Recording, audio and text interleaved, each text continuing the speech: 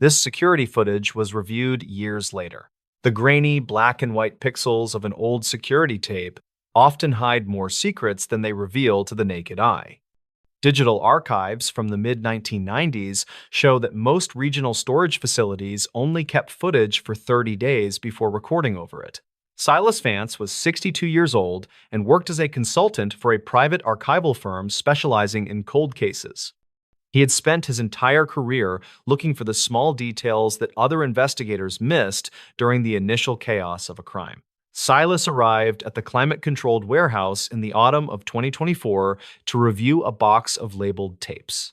His goal for the week was to digitize the final records of a defunct shipping company located in a remote valley. The air inside the vault was dry and smelled of old magnetic tape and the faint scent of ozone from the machines. The first strange clip appeared on a tape labeled 17 January 1988 at precisely 2 o'clock in the morning. It showed the perimeter fence of a loading dock during the height of a historic blizzard that had paralyzed the entire region. Silas watched as a man in a thick jacket walked slowly past the camera while carrying a long metallic surveyor rod. The man did not look at the lens, but he moved with a strange mechanical rhythm that seemed to ignore the wind. Silas paused the frame and tried to sharpen the image, but the snow was too thick to see a face clearly. He logged the timestamp and moved to the next reel, which covered a different camera angle on the opposite side. An hour of footage went by before the man appeared again on a camera located 3 miles away at a substation. This witness footage was captured only 10 minutes after the first sighting, which made the distance traveled physically impossible for anyone. Silas checked the map of the facility and realized the terrain between the two cameras was a steep and icy ravine. It would take a team of professional climbers hours to traverse that gap, even in the best possible summer weather conditions.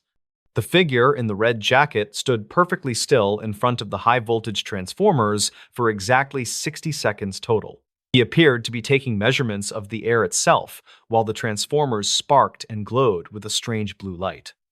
The investigator began to feel a sense of heavy dread as he realized the figure was not a standard trespasser or thief. He decided to cross-reference the footage with the dispatch logs he had discovered in a separate file from that era.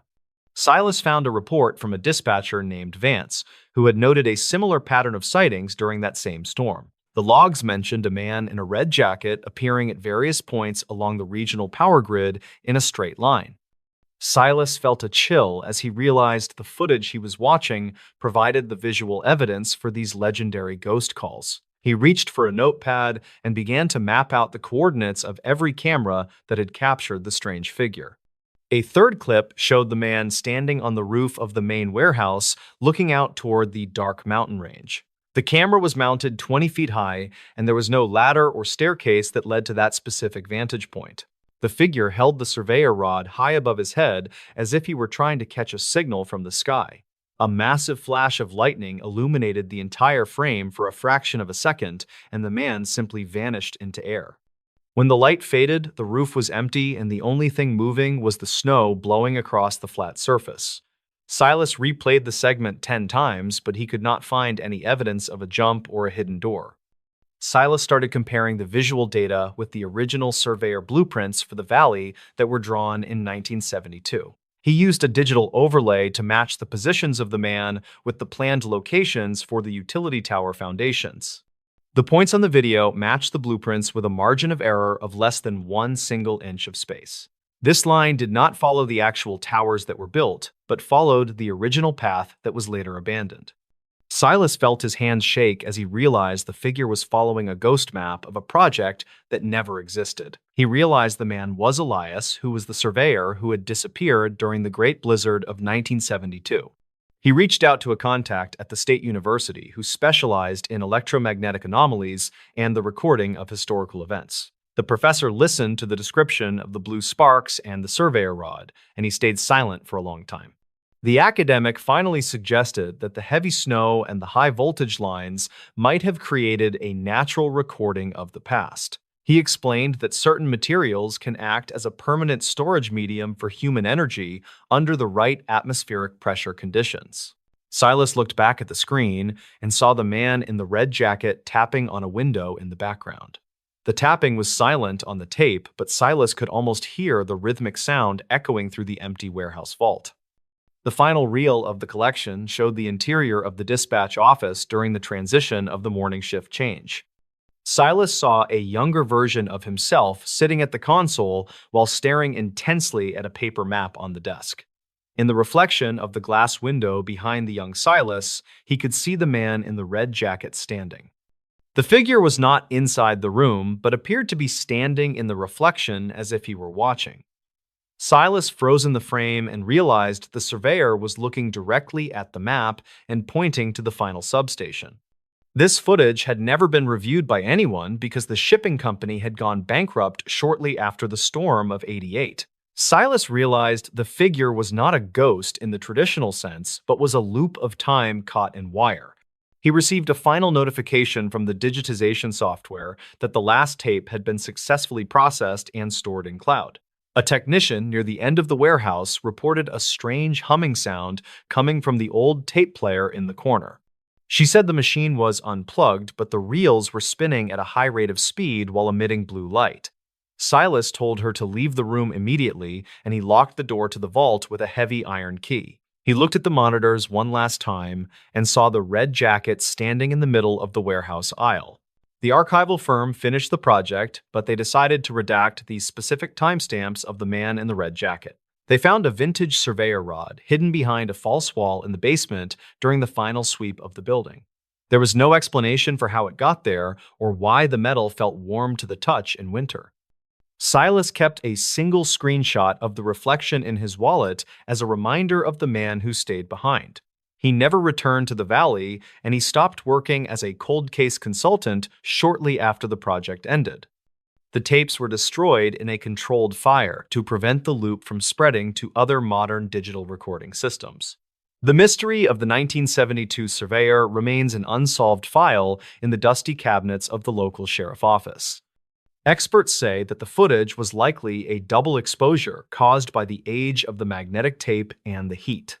Silas knew the difference between a technical error and a man trying to find his way back to the main road. He lived the rest of his life in a house with no mirrors and no windows that faced the north side.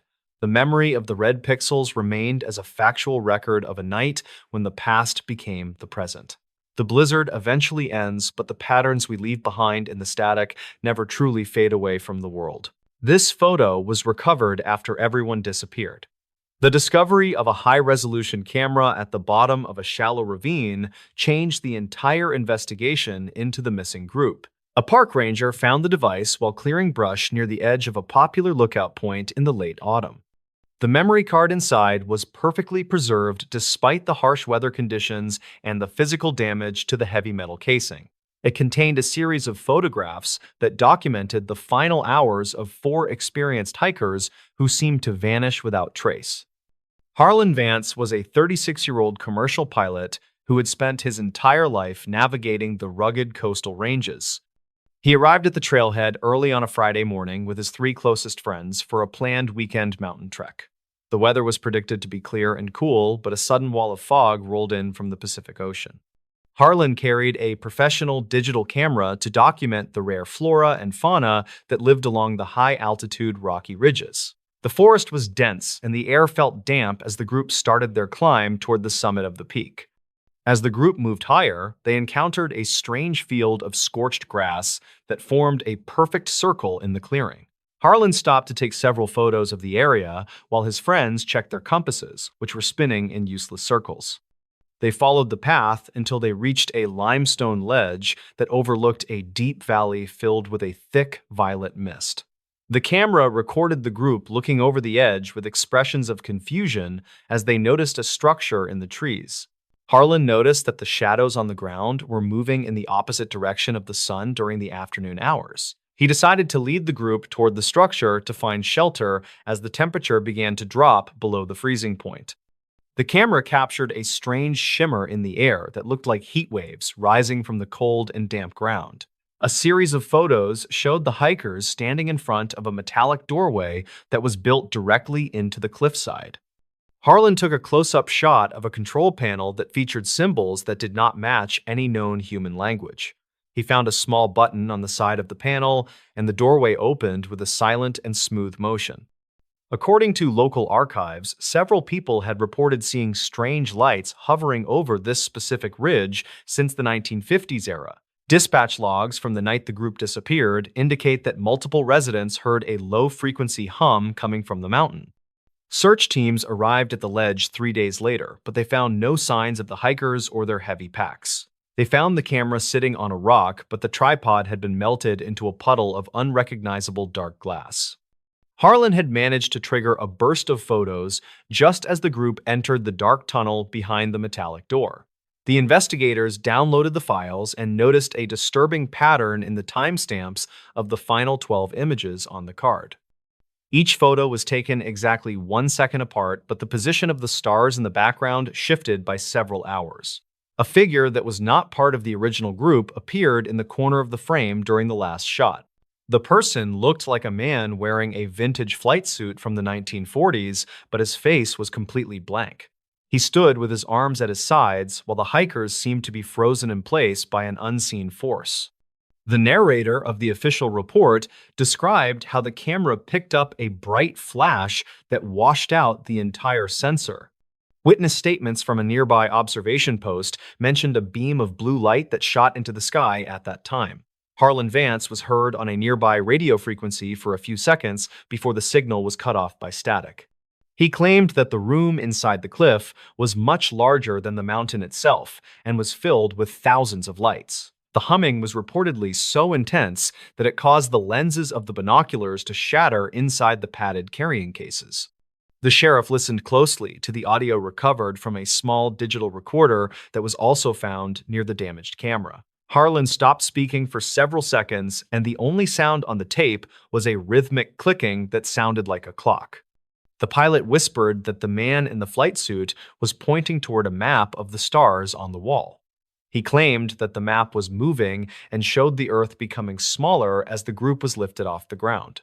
The clicking was persistent and moved from the recorder toward the entrance of the tunnel with a very rapid pace.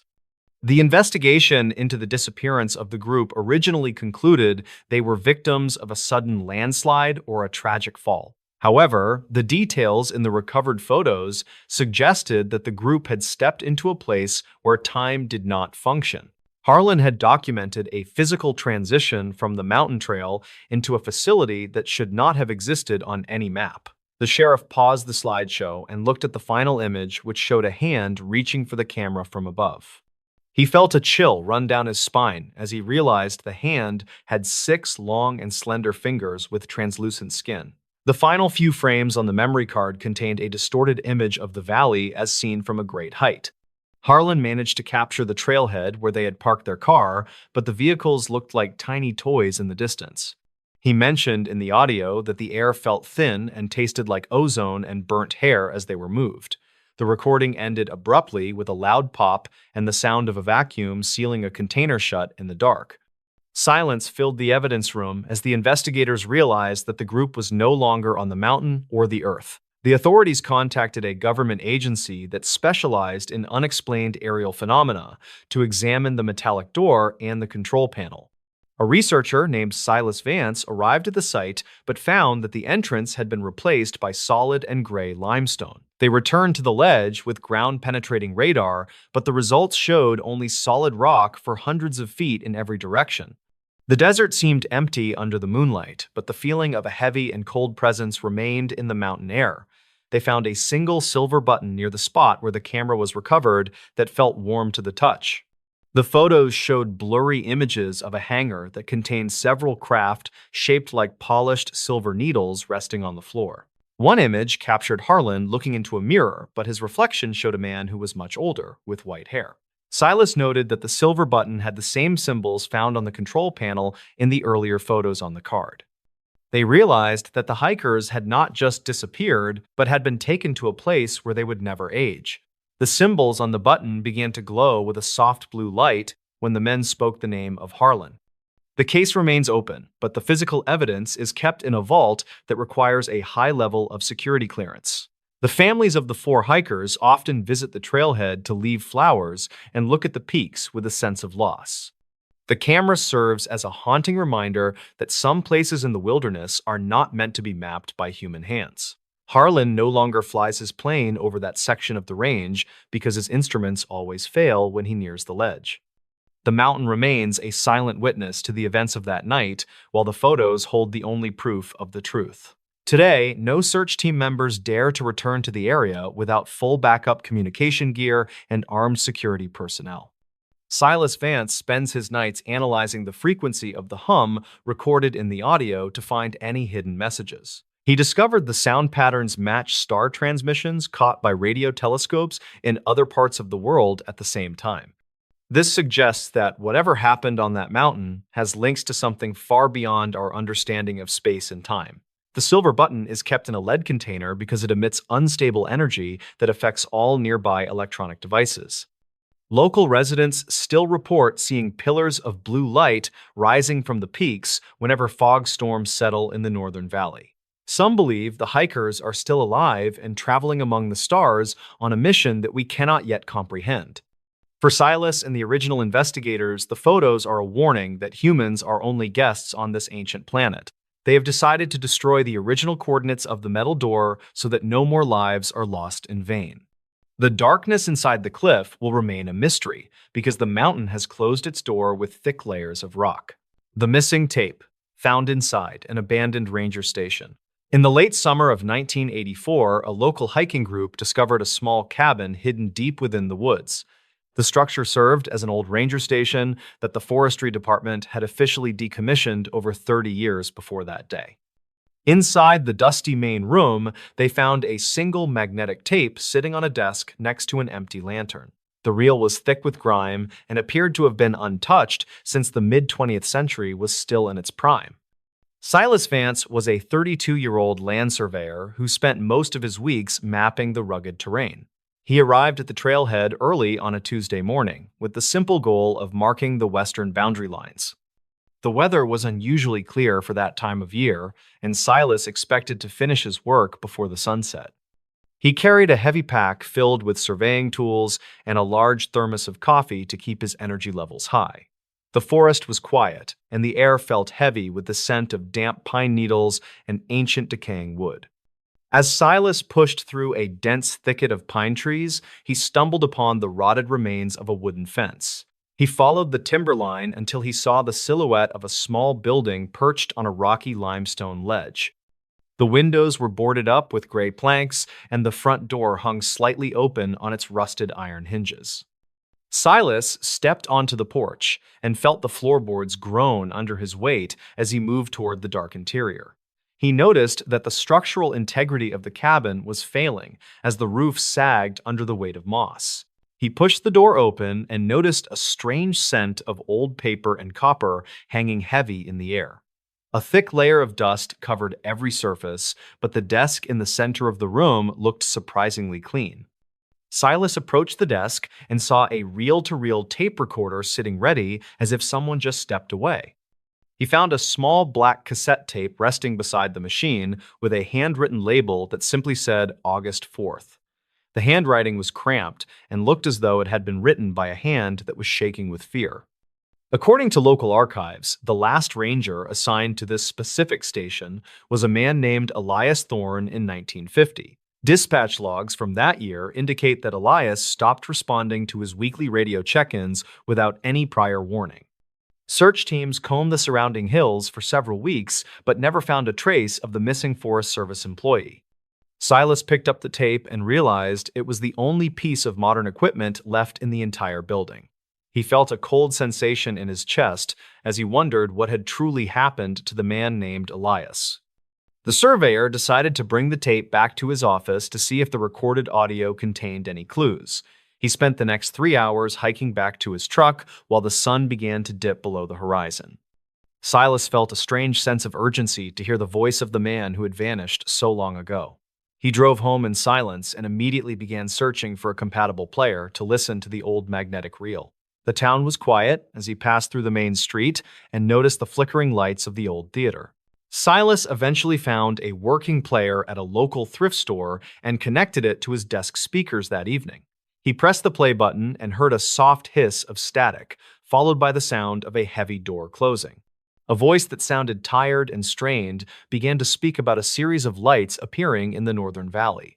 The man on the recording claimed that the lights were moving in patterns that did not match any known aircraft. He spoke with a level of detail that suggested he was an experienced observer of the natural mountain world. The narrator described how the lights would hover over the tree line for hours before disappearing into the deep mountain lakes. Witness statements from 1950 mentioned similar sightings by residents in the nearby town of Oakhaven during that same summer. Elias Thorne reported that he had started hearing a low humming sound coming from the floorboards of the station.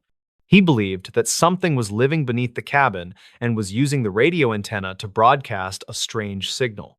The humming was reportedly so intense that it caused the glass jars on the shelves to vibrate and crack. Silas listened closely as the recording captured the sound of rhythmic tapping against the exterior walls of the ranger station. Elias stopped speaking for several seconds, and the only sound on the tape was the heavy breathing of a man. The ranger whispered that he could see eyes reflecting the moonlight through the gaps in the wooden boards of the door.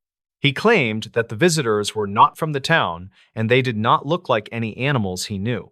The tapping was persistent and moved from the walls up to the shingles on the roof with great speed. The investigation into the disappearance of Elias Thorne had originally concluded that he likely suffered from isolation and wandered off.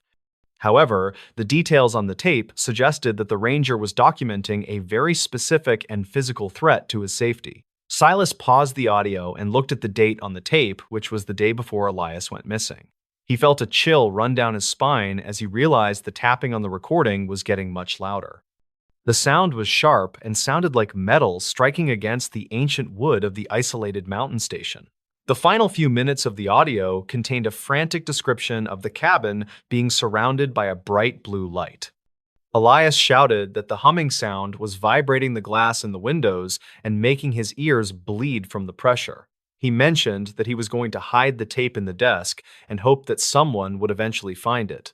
The recording ended abruptly with a loud metallic crash and the sound of the wind rushing through the open station. Silence filled the room of Silas as the tape continued to spin without any more recorded sound or voices. Silas contacted the local historical society the next morning to share the evidence he had recovered from the abandoned woods. A researcher named Marcus Reed examined the tape and confirmed that the voice matched the old radio logs of Elias Thorne. They returned to the site of the ranger station together to look for the hidden compartment Elias mentioned on the tape. The forest seemed different under the morning light, but the feeling of being watched remained heavy on their minds. They found a small metal box buried under the floorboards that contained a series of photographs and a silver ring. The photographs showed blurry images of metallic objects hovering over the very trees Silas had walked through just the day before. One image captured a tall figure standing in the shadows of the porch with elongated limbs and very large dark eyes. Marcus noted that the silver ring had strange symbols etched into the band that did not belong to any language. They realized that Elias Thorne had not simply disappeared, but had been documenting an encounter that defies any logical explanation. The symbols on the ring seemed to glow faintly when the men brought it into the direct sunlight. The authorities reopened the case, but the physical evidence remained the only proof of what happened on that August night. Silas often thinks about the quiet ranger station and the man who spent his final hours recording a warning for others. The tape serves as a haunting reminder that some mysteries are buried in the woods for a very good reason. He no longer surveys that section of the forest because the low humming sound still echoes in his quiet dreams. The station remains empty and forgotten by most, but the tape still holds the secrets of 1950. Every time Silas looks at the jagged peaks of the mountains, he remembers the frantic voice of the lost forest ranger. He kept a copy of the tape in a safe place, but he rarely has the courage to play the audio. The researcher Marcus Reed moved away shortly after the investigation ended, and he never spoke of the silver ring again. Local legends continue to grow about the station on the limestone ledge and the lights that still appear in the valley. Silas knows that the truth is recorded on that thin magnetic strip hidden inside the drawer of his wooden desk. This 911 call from January was never meant to air. The release of a redacted audio file from a county emergency database revealed a series of events that the local sheriff department had originally classified as a closed case. A public records advocate discovered the recording while searching for unrelated traffic logs from the early weeks of the winter season last year. The audio was remarkably clear and captured the final moments of a lone driver who had stopped at an isolated mountain rest area. It contained a sequence of frantic reports that suggested something was stalking the caller from the frozen shadows of the pine forest. Harlan Vance was a 50-year-old industrial mechanic who spent his weeks driving to various remote manufacturing plant sites for urgent repairs. He arrived at the gravel turnout near the state forest boundary early on a Thursday night to check a strange sound in his engine. The weather was unusually calm for that time of year, and Harlan expected to finish his inspection before the midnight snow began to fall. He carried a heavy-duty wrench and a high-powered flashlight to examine the undercarriage of his large silver transport truck. The highway was silent, and the air felt heavy with the scent of pine needles and cold mountain air during that night. As Harlan walked around the rear of his trailer, he noticed a series of strange markings etched into the frozen asphalt near his tires. He followed the trail of dark residue with his light until he reached the edge of the dense and silent tree line. The internal logs of the dispatch center recorded him placing a call at exactly 11:45 in the evening of January 12th. Harlan reported that he saw a group of tall figures standing perfectly still just beyond the reach of his high beams. He returned to the cab and locked the doors before realizing that his radio was emitting a very loud and steady hum.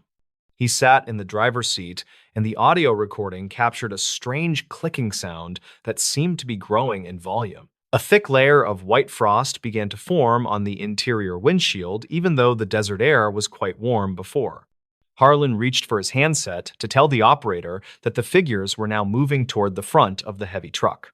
The dispatcher reportedly heard him explaining that the figures did not have any visible faces or any discernible human features at all. His voice was shaky and suggested that Harlan was feeling a sudden sense of physical disorientation and intense primal fear. According to local archives, the area where Harlan parked had been the site of several unexplained events since 1961.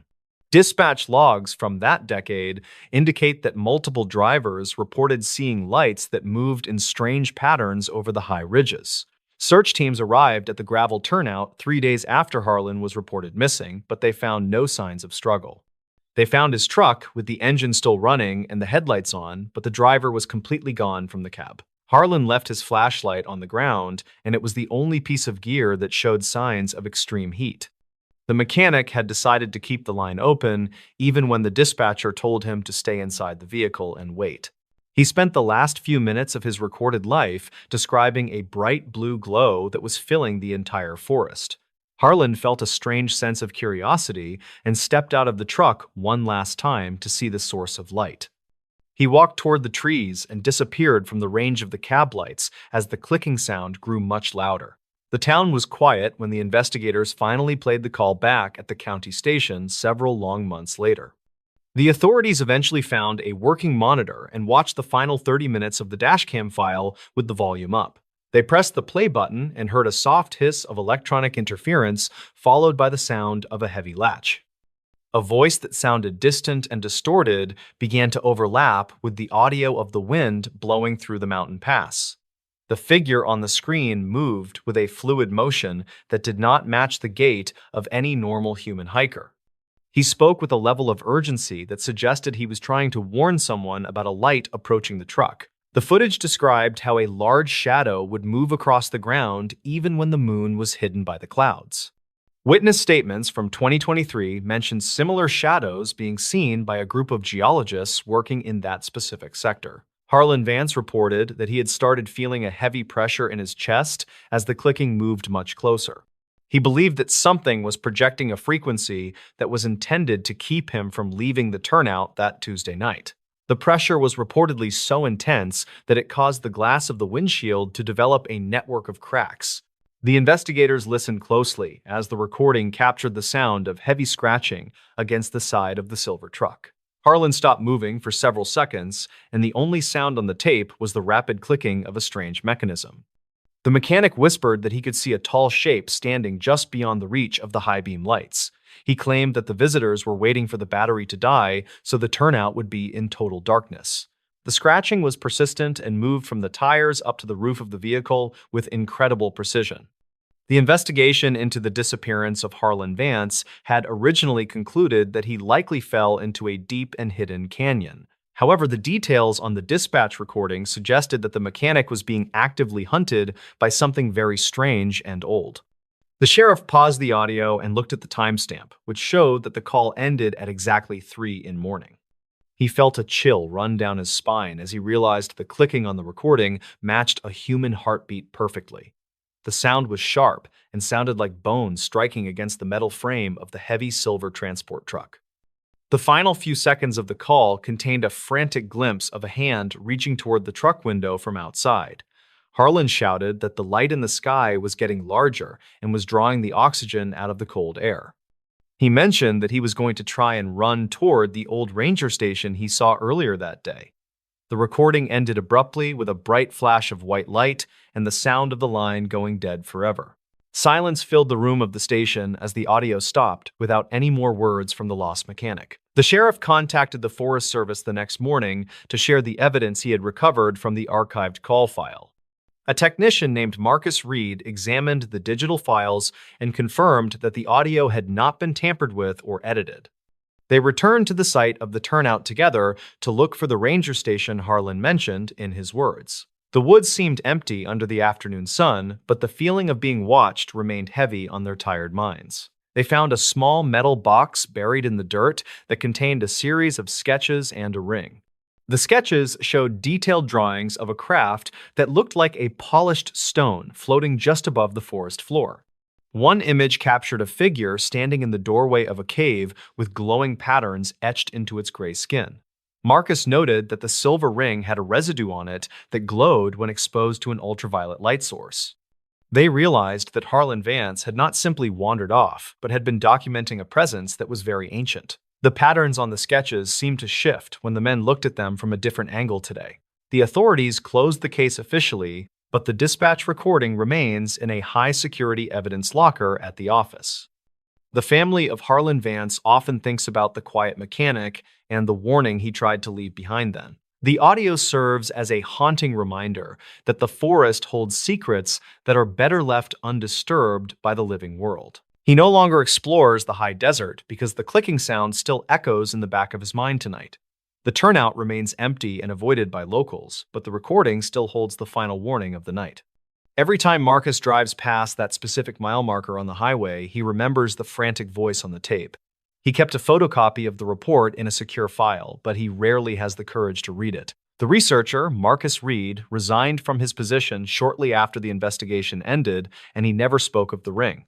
Local legends continue to grow about the unmarked turnout and the blue lights that still appear in the deep woods. Silas knows that the truth is buried deep in the limestone, where the vibrations never truly stopped moving there. The county records indicate that several other calls were placed from the same area during the following weeks of January. Each caller described a similar sensation of being watched by something that could not be seen in the direct light. One woman reported that her car engine died at the same spot and she heard the clicking sound for hours. She managed to restart her vehicle and flee, but she refuses to drive that stretch of road after the sunset. The patterns in the calls suggest that the phenomenon is tied to the lunar cycle and the forest density. The sheriff has since ordered a permanent closure of the gravel turnout to prevent any more travelers from stopping there. There are no signs explaining the decision, but the heavy concrete barriers send a clear message to stay away now. Marcus Reed believes that the signals recorded on the 911 call were not meant for human ears to understand today. He suggests that the clicking was a form of data transmission between the figures and the craft in the sky. The silver ring remains the only physical link to a world that exists just beyond our own perception. The story of the call that was never meant to air has become a cautionary tale for the local dispatchers. They are taught to recognize the specific signs of electronic interference and the sound of the rhythmic clicking in the background. If a caller reports a blue light in the forest, the operators are instructed to tell them to drive fast. The mountains keep their secrets well, but occasionally a recording escapes the archives to tell us the truth about the plan. We are all just travelers on a road that is far more mysterious than we can ever truly imagine. Harlan Vance is a name that will be remembered by those who have heard the frantic urgency in his final. His voice serves as a bridge between the mundane world and the unknown that waits in the shadows of January. We listen to the static on the old radio bands, and we wonder if he is still calling out. The light is beautiful, but it carries a price that most people are not willing to pay in the "be careful where you choose to stop when the sun goes down and the forest starts to speak tonight." The mystery of the mountain pass is a burden that the sheriff carries with him every single day he works. He knows that the 911 call was just one small part of a much larger story involving the lights. The archived audio will remain in the dark until someone else is brave enough to listen to the final clicks. We are not alone in the wilderness, and the recordings prove that some things are better left in silence. Stay on the road and keep your eyes moving, because the shadows are always watching the travelers in the Tointine. In this new story, archived incident logs mention a remote ranger station where the final recorded footage surfaced during a massive January blizzard that cut power across several mountain routes. The footage appeared normal at first, yet investigators noted abrupt audio distortions moments before the feed ended. Locals still mention the event when storms roll through that region. Darren Morrow, a 38-year-old seasonal ranger, arrived at the station shortly after noon to prepare for worsening conditions. His assignment involved monitoring trail beacons and checking radio towers before the storm blocked access. He expected a long shift because the blizzard warning described unusually fast-moving cloud bands capable of burying vehicles within minutes. He carried a thermos of coffee, his logbook, and an old camcorder used for final checks before each closure. Snowfall increased as he hiked the short path leading to the outpost. The cabin-sized station stood on a ridge overlooking a frozen valley. Wind pushed against its wooden frame, which creaked with each gust. He unlocked the door, then stepped inside while his boots scattered snow across the floorboards. The air felt colder than usual, which suggested the old furnace struggled to keep up with incoming wind. He wrote a note about adding extra insulation during the next supply run. Darren began recording a standard check-in message for the regional office. The camcorder rested on a small tripod that faced the desk and radio console. As he spoke, he heard faint rattling outside, which might have been ice sliding off the roof. The footage captured him turning toward the window briefly before returning to his report. He mentioned the storm pattern shifting earlier than forecast, which matched updates from nearby stations. After finishing the recording, he stepped outside to secure loose items, since strong gusts sometimes pulled equipment down the slope. He fastened the shutters, tightened the fuel drums, and checked the tower base for cracks caused by freezing moisture. The wind cut at his jacket, which forced him to work quickly. Far below, he noticed faint lights flickering along the tree line. He assumed the lights came from hikers rushing toward shelter despite posted warnings. He tried raising nearby patrol teams on the radio, yet static overwhelmed the signal. He switched frequencies and heard fragmented voices that cut out mid-sentence. He made a note in his log about interference likely caused by atmospheric distortion. Snow began falling sideways, which signaled the blizzard center approaching faster than predicted. He retreated to the station as visibility worsened until the valley vanished behind gray walls of wind. Inside, he sealed the door and activated the exterior floodlights. The beams barely pierced the storm, yet illuminated swirling sheets of snow. The camcorder still rested on the desk, which blinked with a low battery warning. He replaced the battery, then recorded another clip describing the radio disruption and increasing wind speed. Midway through the message, the cabin door rattled sharply as if someone pushed from outside. Darren grabbed his flashlight and approached the door cautiously. He called anyone out there, but the blizzard swallowed his voice. He opened the door slightly, though the wind forced it against him. A shadow shifted near the propane tank, then vanished behind a curtain of drifting snow. He scanned the area for movement, but saw only storm waves rolling across the ridge. He closed the door firmly and logged the incident because shadows near the tank often meant wildlife searching for warmth. Minutes later, the radio crackled with a distorted tone, followed by a faint voice repeating the word northbound. The message sounded strained and clipped, as if the speaker were fighting heavy wind. Darren responded but heard no reply. He adjusted the range and tried again until only static filled the room. The camcorder recorded him staring at the console while the wind shook the building steadily. He stepped away to check the furnace since the temperature dropped several degrees. The old system clattered like metal plates shifting under strain. He opened the access panel and tapped the ductwork lightly, which helped clear condensation. A low vibration traveled through the floorboards, which made him pause. The vibration felt steady and too uniform for random wind. He checked beneath the sink and along the support beams for structural shifts, but found nothing. Outside, the floodlights flickered as if something obstructed them. The storm intensified, which caused the beams to pulse irregularly. He approached the window and saw brief flashes of orange light along the ridge. The lights moved in a slow pattern like markers following a path through the blizzard. He whispered, "No one should be out there," because the route near the ridge closed hours earlier. Darren put on his gear and stepped outside despite the punishing wind. He moved a few feet from the cabin before the storm nearly pushed him sideways. He braced himself against the railing and scanned the ridge for the orange lights, yet they faded instantly. Snow whipped across his face in dense sheets, which forced him to retreat inside. He shook off ice and placed his gloves near the furnace to thaw. The camcorder recorded him pacing between the window and radio console. The audio captured faint thumps from the roof, which sounded heavier than falling ice. He grabbed a long-handle broom and tapped the ceiling in several spots to dislodge buildup. More thumps echoed, which made him lower the broom slowly. He wrote another entry in his log describing rhythmic impacts not caused by tree limbs or loose panels. Storm pressure increased until the station walls groaned steadily. The camcorder captured a brief flicker of the lights, followed by darkness. Emergency lanterns activated automatically, which cast the room in a dim amber glow. The radio emitted a harsh frequency spike, then cut off completely. Darren pulled the backup receiver from a metal case and attempted contact again, yet no channels reached through the storm. A sharp knock hit the door, which startled him enough to step back. He called, "Identify yourself," yet only the wind answered. He approached the peephole and saw nothing except swirling white. When he unlatched the top bolt, a second, harder strike hit the frame. He shut the bolt quickly while breathing heavily. He checked the window, yet the ridge remained invisible within the storm. He reviewed the exterior camera feed connected to a small monitor near the desk. The screen showed distorted snow patterns and brief static bursts. He switched angles until one camera displayed a dark shape hovering near the propane tank. The shape moved out of frame before the feed failed entirely. He reached for his coat again, but decided against stepping outside after remembering the collapsing visibility.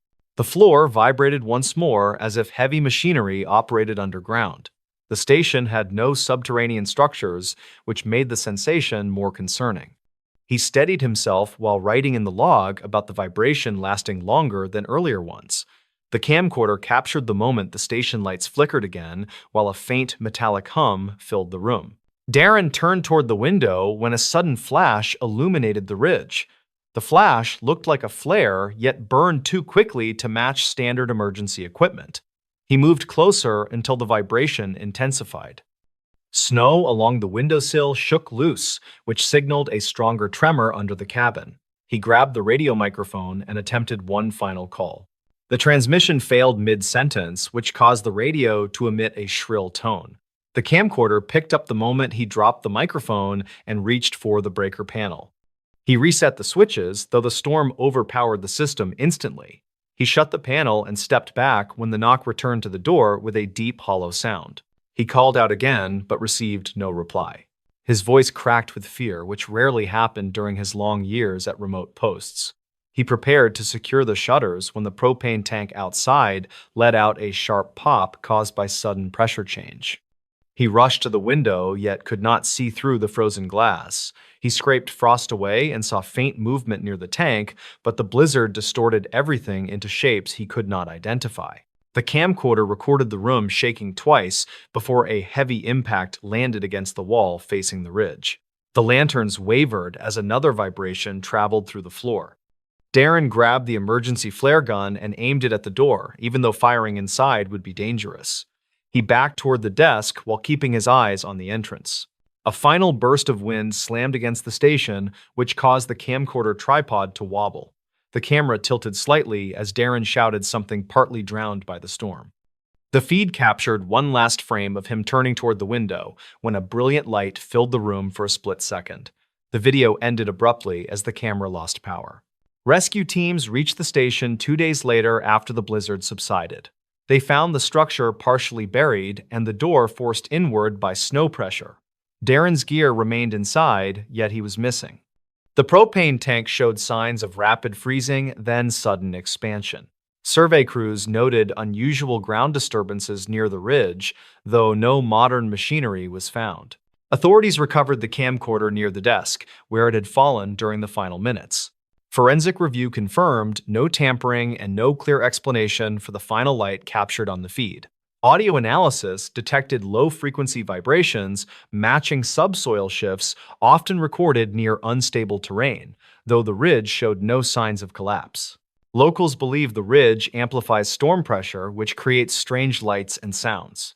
Some claim older tunnels exist beneath the station, built during a forgotten project, though no records confirm their purpose. Others think the flashes are atmospheric arcs triggered by intense blizzard conditions. Darren's disappearance remains an unsolved entry in the regional archive. Each January, rangers at nearby posts mention hearing faint vibrations during heavy storms. They sometimes report flickering lights near the ridge, which vanish before verification. The station still stands as a supply shelter, though it remains unstaffed during deep winter. Footage from that final night remains part of training sessions for new rangers. In those recordings, Darren's voice grows strained as each vibration grows stronger. The storm outside presses against the walls like a living presence. The video ends before any clear answer appears, which leaves viewers with the same uncertainty investigators faced. Snow still buries the ridge each winter. Wind still carves deep whorls near the outpost. Travelers who pass through the area during storms sometimes hear faint knocking carried through the cold air. Most dismiss the sound as shifting ice, though a few believe the ridge holds more than wind and snow.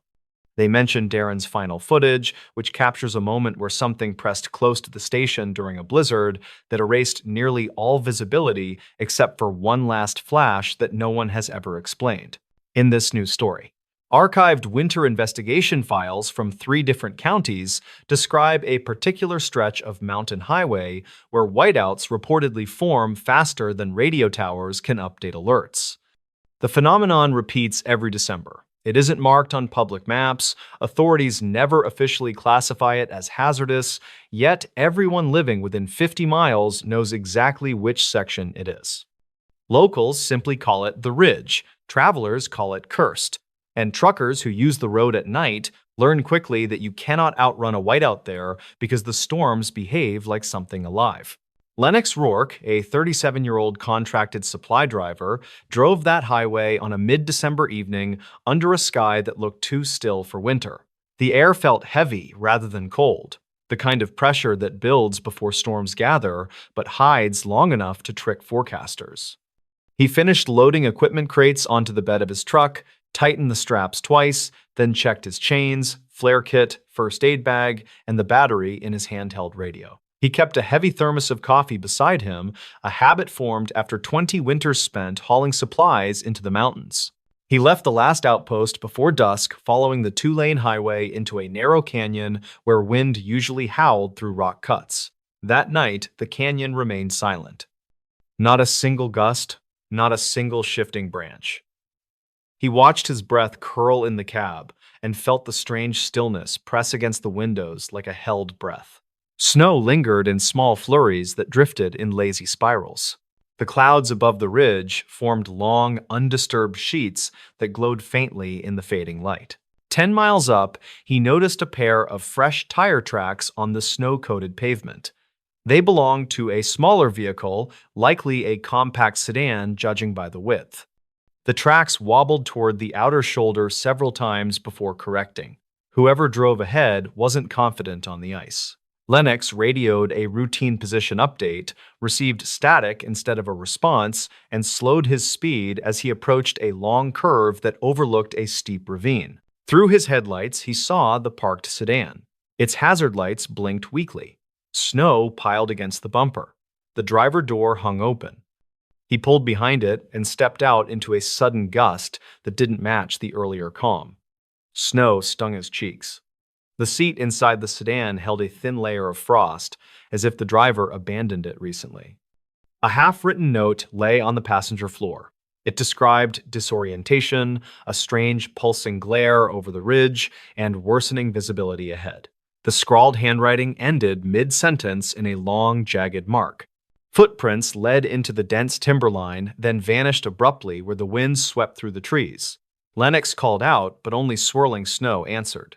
He checked the trunk and glove compartment, confirming no luggage or wallet remained. It looked like the driver fled in a panic. He radioed dispatch again, but the signal cut in and out, the interference sharp and pulsing in sync with unseen static. He continued up the highway because the research lodge needed its supplies before temperatures dropped overnight. Snow deepened quickly. He flicked on the high beams and leaned forward as he climbed another 1,000 feet of elevation. The wind returned with sudden force, carrying sheets of white across the pavement. The whiteout formed instantly. In less than a second, his world turned to blinding white. His beams reflected back into his cab like a wall of light. The road disappeared beneath swirling frost. He slowed to a crawl, searching for the faint yellow line beneath the snow.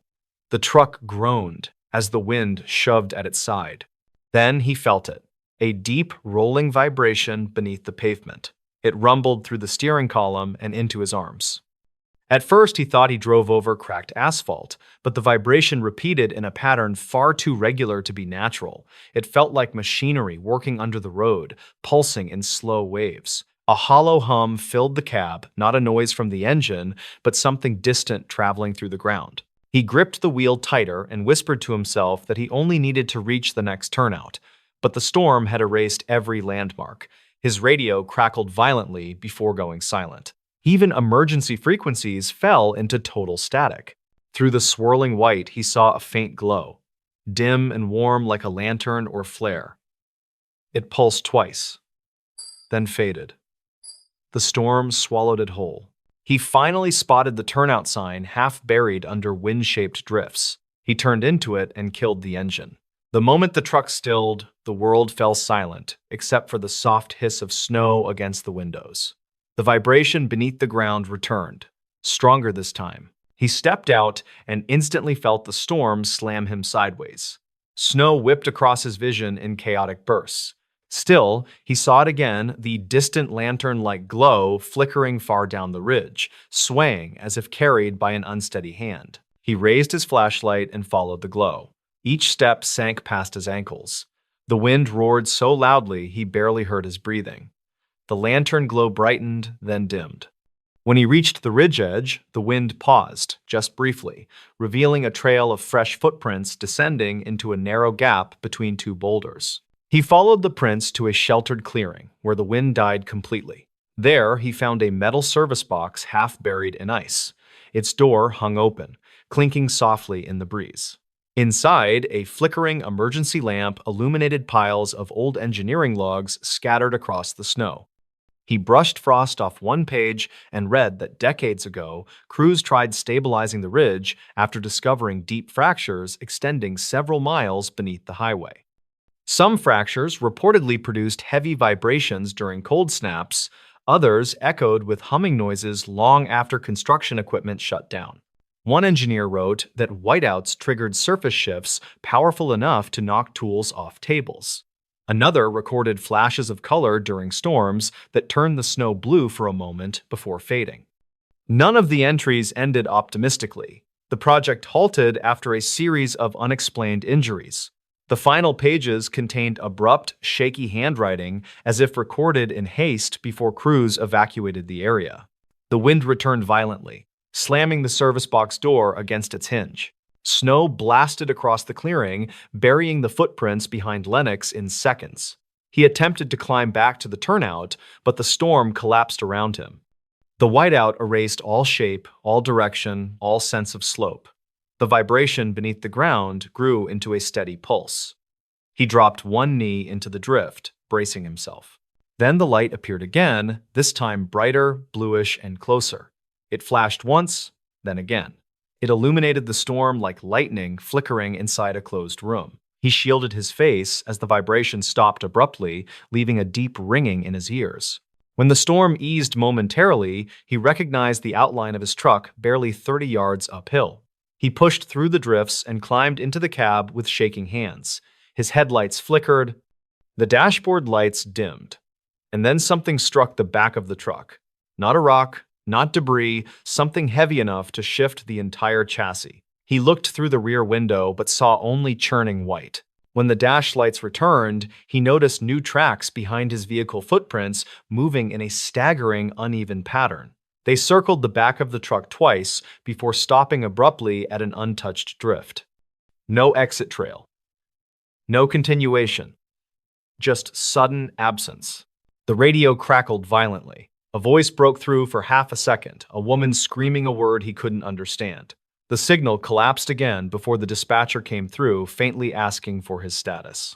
Lennox forced his voice steady as he reported everything he'd seen. She ordered him to return immediately. The descent felt endless. Whiteout pockets still erupted at random, swallowing the world in sudden blindness before releasing it again. Snow reflected his taillights in ghostly red bursts. The mountain behind him pulsed with silent flashes he could not explain. Only when he reached the lower forest line did the storm finally weaken. Search teams reached the abandoned sedan the next morning. The seat still held a thin layer of frost. The driver never returned. No prints remained except deep indentations captured in early photographs. A team located the service box clearing and retrieved the logs, confirming chronic seismic anomalies beneath that stretch of highway. Several log entries matched the timing of Lennox's report almost exactly. But the most disturbing discovery came from the audio files engineers recovered from Lennox's malfunctioning radio. Buried beneath the static, analysts detected irregular pulses matching the tremor pattern of underground shifts too deep and too rhythmic to be caused by ordinary geological movement. Locals still warn travelers never to trust the ridge's calm skies. They say the whiteouts there do not behave like normal storms. They arrive instantly. They vanish instantly. And sometimes, during the brightest flashes, they reveal silhouettes of things standing where no person could stand. Some claim to hear humming beneath the tires just before the visibility collapses. Others swear the snow glows blue right before the tremors begin. Lennox refuses to drive that highway now. He told investigators he can still feel the vibration in his bones when he thinks about the storm. And he still dreams about the footprints appearing behind his truck, circling twice before ending nowhere, as if something walked there only long enough to watch him through the snow. He knows one thing for certain. On that mountain highway, you cannot outrun a whiteout. Not because it moves fast, but because it feels like the storm is already waiting for you the moment you decide to climb the ridge. And once the wind closes, there is no direction, only white, only echoes, and only the sense that something beneath the road finally woke up. The strange events linked to a winter motel. The isolated stretch of highway leading toward the northern peaks remained a silent witness to the brutal winters of the territory. A single automated security camera sat perched atop a weathered steel pole near the remote boundary of a roadside motel. This specific device was programmed to take a high-resolution photograph every 60 seconds to monitor the vacant parking area. Local law enforcement rarely checked the digital archives unless a significant incident or a missing traveler was reported in the area. On a Tuesday in January of 2022, the camera recorded a sequence of images that seemed entirely ordinary. Silas Thorne was a 42-year-old maintenance technician who worked for the Regional Department of Transportation during that year. His primary job involved traveling to remote locations to ensure that solar panels and data transmitters were functioning within parameters.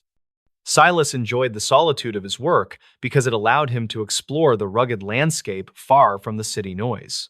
On that particular morning, he received a notification that a specific camera unit was experiencing a strange recurring storage error. He packed his tools into his white utility truck and began the long drive toward the isolated mountain pass corridor. The drive took nearly 3 hours, and the fog hung low over the dense canopy of ancient cedar and fir. Silas reached the base of the pole and connected his rugged laptop to the diagnostic port located inside the box. He noticed that the hard drive was almost full of temporary files that should have been deleted automatically every month. The system was lagging because it was struggling to process a series of photographs taken during a recent heavy snow. Silas decided to download the final batch of images before he cleared the memory and reset the internal software. As the progress bar moved across his screen, he scrolled through the thumbnails to ensure the lens was still focused. He saw the familiar gray pavement and the blurred shapes of passing cars that moved through the frame at speeds. One image from 3 nights prior caught his eye because the background lighting looked different from the photos around. A small white sedan was parked on the narrow shoulder of the road just past the edge of the motel. The car had its hazard lights on, and the driver's side door was left standing wide open toward the forest. Silas felt a slight chill because that section of the highway was known for having absolutely no cellular phone service. He clicked on the next photo in the sequence to see if the driver was standing near the vehicle alone. The white sedan was still there, but the open door was now closed, and a dark figure stood near the trunk. The figure appeared to be reaching into the dense brush, and it was pulling something heavy out from the shadows. Silas zoomed in on the grainy pixels until he could see the silhouette of a large and dusty camping trunk. He checked the timestamps and realized that the person had been at that specific location for less than 5 minutes. The third photo showed the white sedan pulling back onto the asphalt and leaving nothing but tire tracks in the mud. Silas looked toward the actual spot on the shoulder and saw that the grass was still flattened near the trees. He felt a strange urge to investigate the area, even though his primary task for the day was already finished. He stepped over the metal guardrail and walked toward the exact place where the figure had stood in the photograph. The ground was soft from the recent rains, and he noticed deep gouges in the earth where something was dragged. He followed the trail for about 50 feet until he reached a small clearing hidden behind a thicket of ferns. Silas found the camping trunk tucked under a pile of damp pine needles and heavy branches that looked intentionally placed. He reached down to touch the cold plastic surface and saw that the heavy latches were sealed with tape. A faint smell of metallic decay hung in the stagnant air, and Silas immediately pulled his hand back in realization. He used his radio to contact the dispatch office and reported that he had discovered a suspicious item in woods. Within an hour, 2 state troopers arrived at the scene and began to secure the perimeter with yellow plastic tape. They asked Silas to show them the photographs on his laptop so they could identify the time and the place. The officers noted that the white sedan did not have a visible rear license plate in any of the frames. They carefully cut the tape on the trunk and discovered several stolen historical artifacts from a local museum storage facility. The museum had reported a quiet break in 3 months earlier, but the investigators had no leads on the items. These artifacts were extremely valuable, and the thieves had likely hidden them in the forest until the heat died. The police realized the driver must have returned to the woods to move the cache to a more permanent location. They analyzed the road camera data from other units along the highway to track the path of the car. This lead eventually took them to a small rental property located 2 towns over from the edge of the park. Inside the house, the authorities found more items that had been taken during the same heist earlier that same year. The suspects had been living there under false names while they waited for a buyer to finalize a secret sale. One of the men was a former security guard who knew exactly how to avoid the primary surveillance systems. He did not realize that the remote traffic camera was set to trigger every minute regardless of any motion. His simple mistake of parking in that specific spot had provided the only evidence needed to solve the entire case. Silas returned to his office that afternoon and felt a sense of pride for paying attention to the small details. Most people would have deleted the corrupted files without looking at the images because it was a routine maintenance job. The winter motel was now clear of the mystery, and the historical treasures were returned to their rightful cases. He continued his work across the mountains and always looked a little closer at the photos from the lonely road. Sometimes the most important things are hidden in the background of a world that is always moving too fast. The automated camera still stands on its steel pole and records the passage of time 1 frame at a time. It captures the fog and the trees and the occasional car that travels through the silence of the deep woods. No one ever suspects that a simple machine could be the most important witness to a crime in the wilderness. Silas knows that every photograph tells a story if someone is willing to take the time to look. He drives the highway with a new perspective and watches the shadows for anything else the lens might catch. Final footage from the camera reportedly showed that the suspects had used the motel as a temporary landmark for their activities. Witness statements gathered later mentioned a white sedan frequenting the area during the hours after midnight when the highway was empty. Dispatch logs confirmed that no service calls had been placed from that vicinity for over 48 hours before the find. The investigation concluded that the thieves had intended to smuggle the artifacts across the northern border by the end of winter. This case remains a prominent example of how routine data maintenance can expose secrets hidden in plain sight for years. The recovered items were documented in archived calls between the museum and the Regional Recovery Task Force as being priceless. Silas often thinks about the moment the progress bar reached 100% and the thumbnail first appeared on his screen. The cold air of the mountain pass still carries the memory of that day when a machine captured the truth. He continues to maintain the network of cameras with a diligence that ensures no detail is ever truly lost. The forest remains quiet now, but the record of the winter motel is preserved in the Regional Safety Archives. The story of the stolen artifacts serves as a reminder of the historical significance buried within the small mountain towns. Students now visit the museum to see the displays that were nearly lost to the black market forever. The regional board implemented new protocols to review all storage errors manually to prevent similar incidents from going unnoticed. Silas is often cited in training sessions as the primary example of a technician who performed his duty with excellence. The highway continues to wind through the pines, and the camera continues to click in the silence of the night. Every minute, a new frame is added to the digital history of the Northern Corridor for the safety of all. The record of the world grows steadily as the machines watch over the lonely places where humans rarely venture alone. Silas knows that the truth is always there, waiting to be found by someone with the patience to look closely. The mystery of the winter motel is solved, but the watch over the mountain highway will never truly come to an end.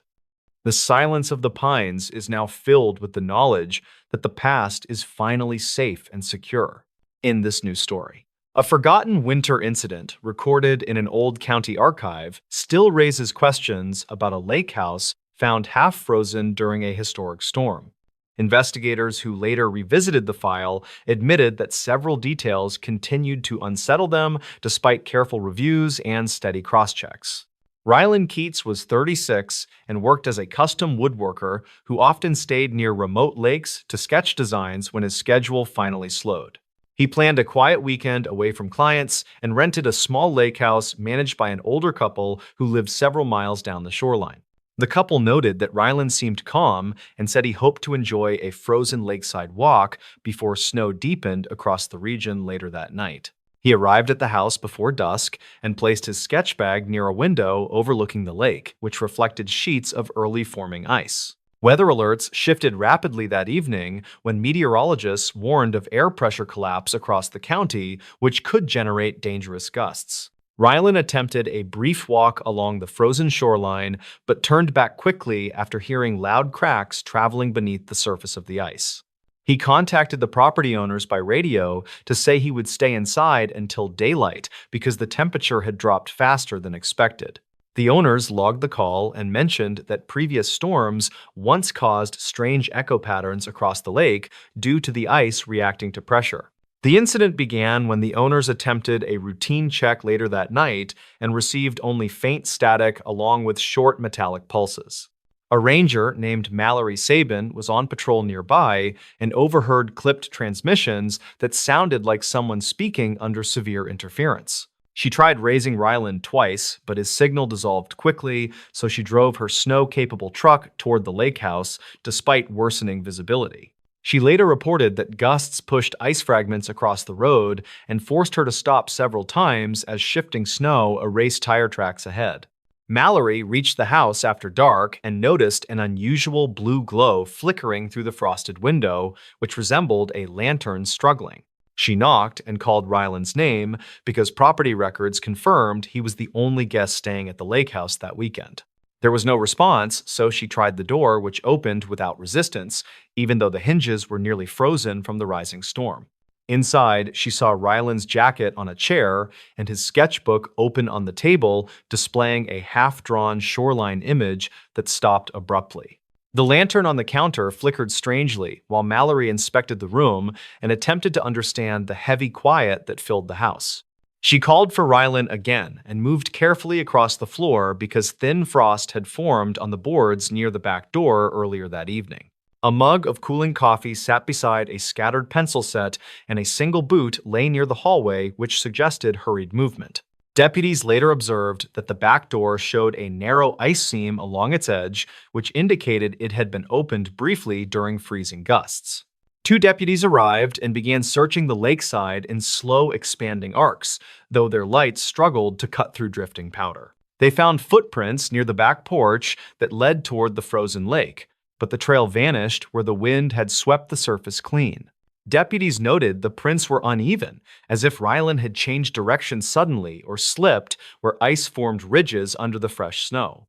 They attempted to follow the faint path, but retreated when loud groans echoed across the lake, suggesting unstable ice beneath their weight. Inside the house, investigators documented scattered belongings, which indicated Ryland had started packing before stepping outside unexpectedly. His phone rested near the lantern with a cracked screen and displayed a half-written message that ended mid-sentence during interference. The message referenced a deep thud outside, which he believed came from shifting lake ice reacting to sudden changes in temperature. But investigators discovered no crater or collapse in the ice near the house, which forced them to question whether the sound had originated elsewhere. Environmental sensors around the lake recorded a brief pressure dip during the same time Ryland drafted the message, though the cause was unclear. Experts explained that lakes sometimes emit strong acoustic shocks when rapid temperature changes cause layers of ice to buckle under tension. However, a house inspection revealed a warped floorboard near the back entry, which did not match typical swelling caused by cold exposure. Deputies examining the interior walls found frost patterns shaped in long vertical lines, which suggested a sudden airflow surge inside the house. At sunrise, search teams returned to the frozen lake, where visibility allowed them to identify old guide stakes placed along a historic walking route. One stake near a small inlet leaned at an unnatural angle, and beneath it they found a torn scrap from the lining of Ryland's missing glove.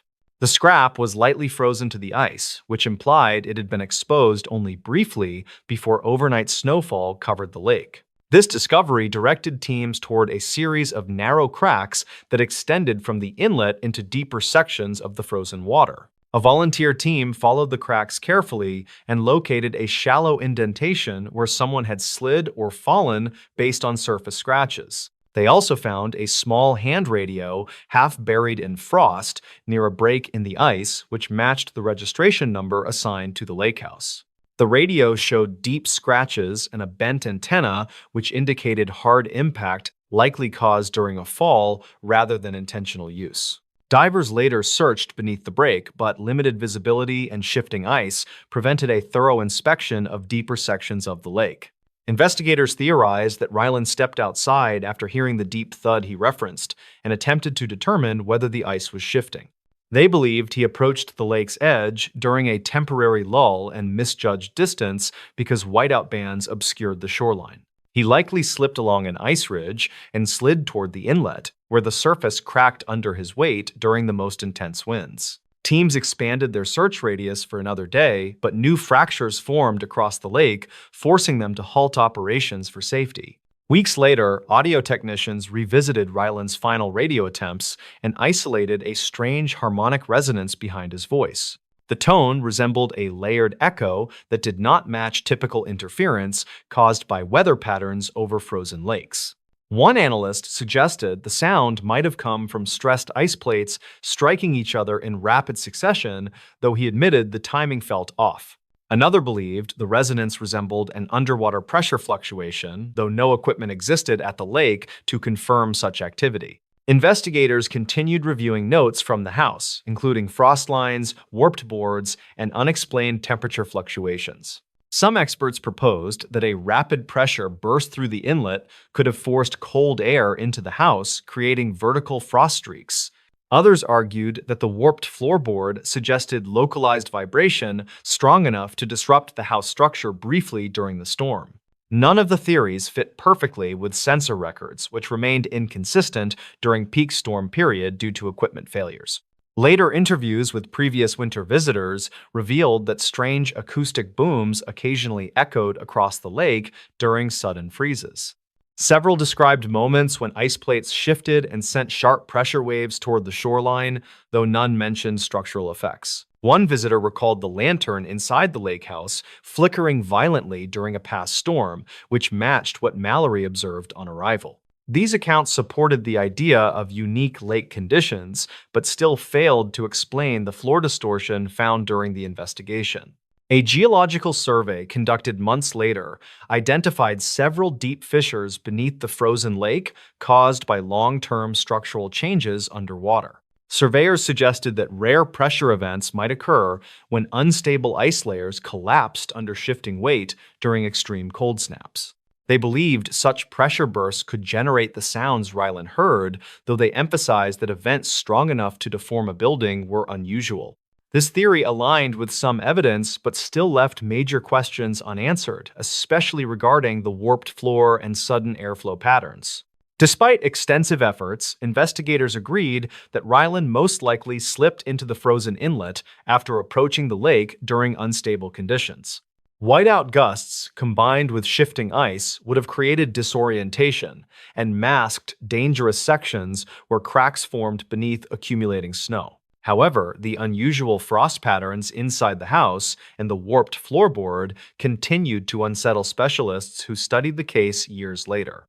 These anomalies appeared in the final report, which labeled the precise trigger for Rylan's exit as unresolved due to conflicting evidence.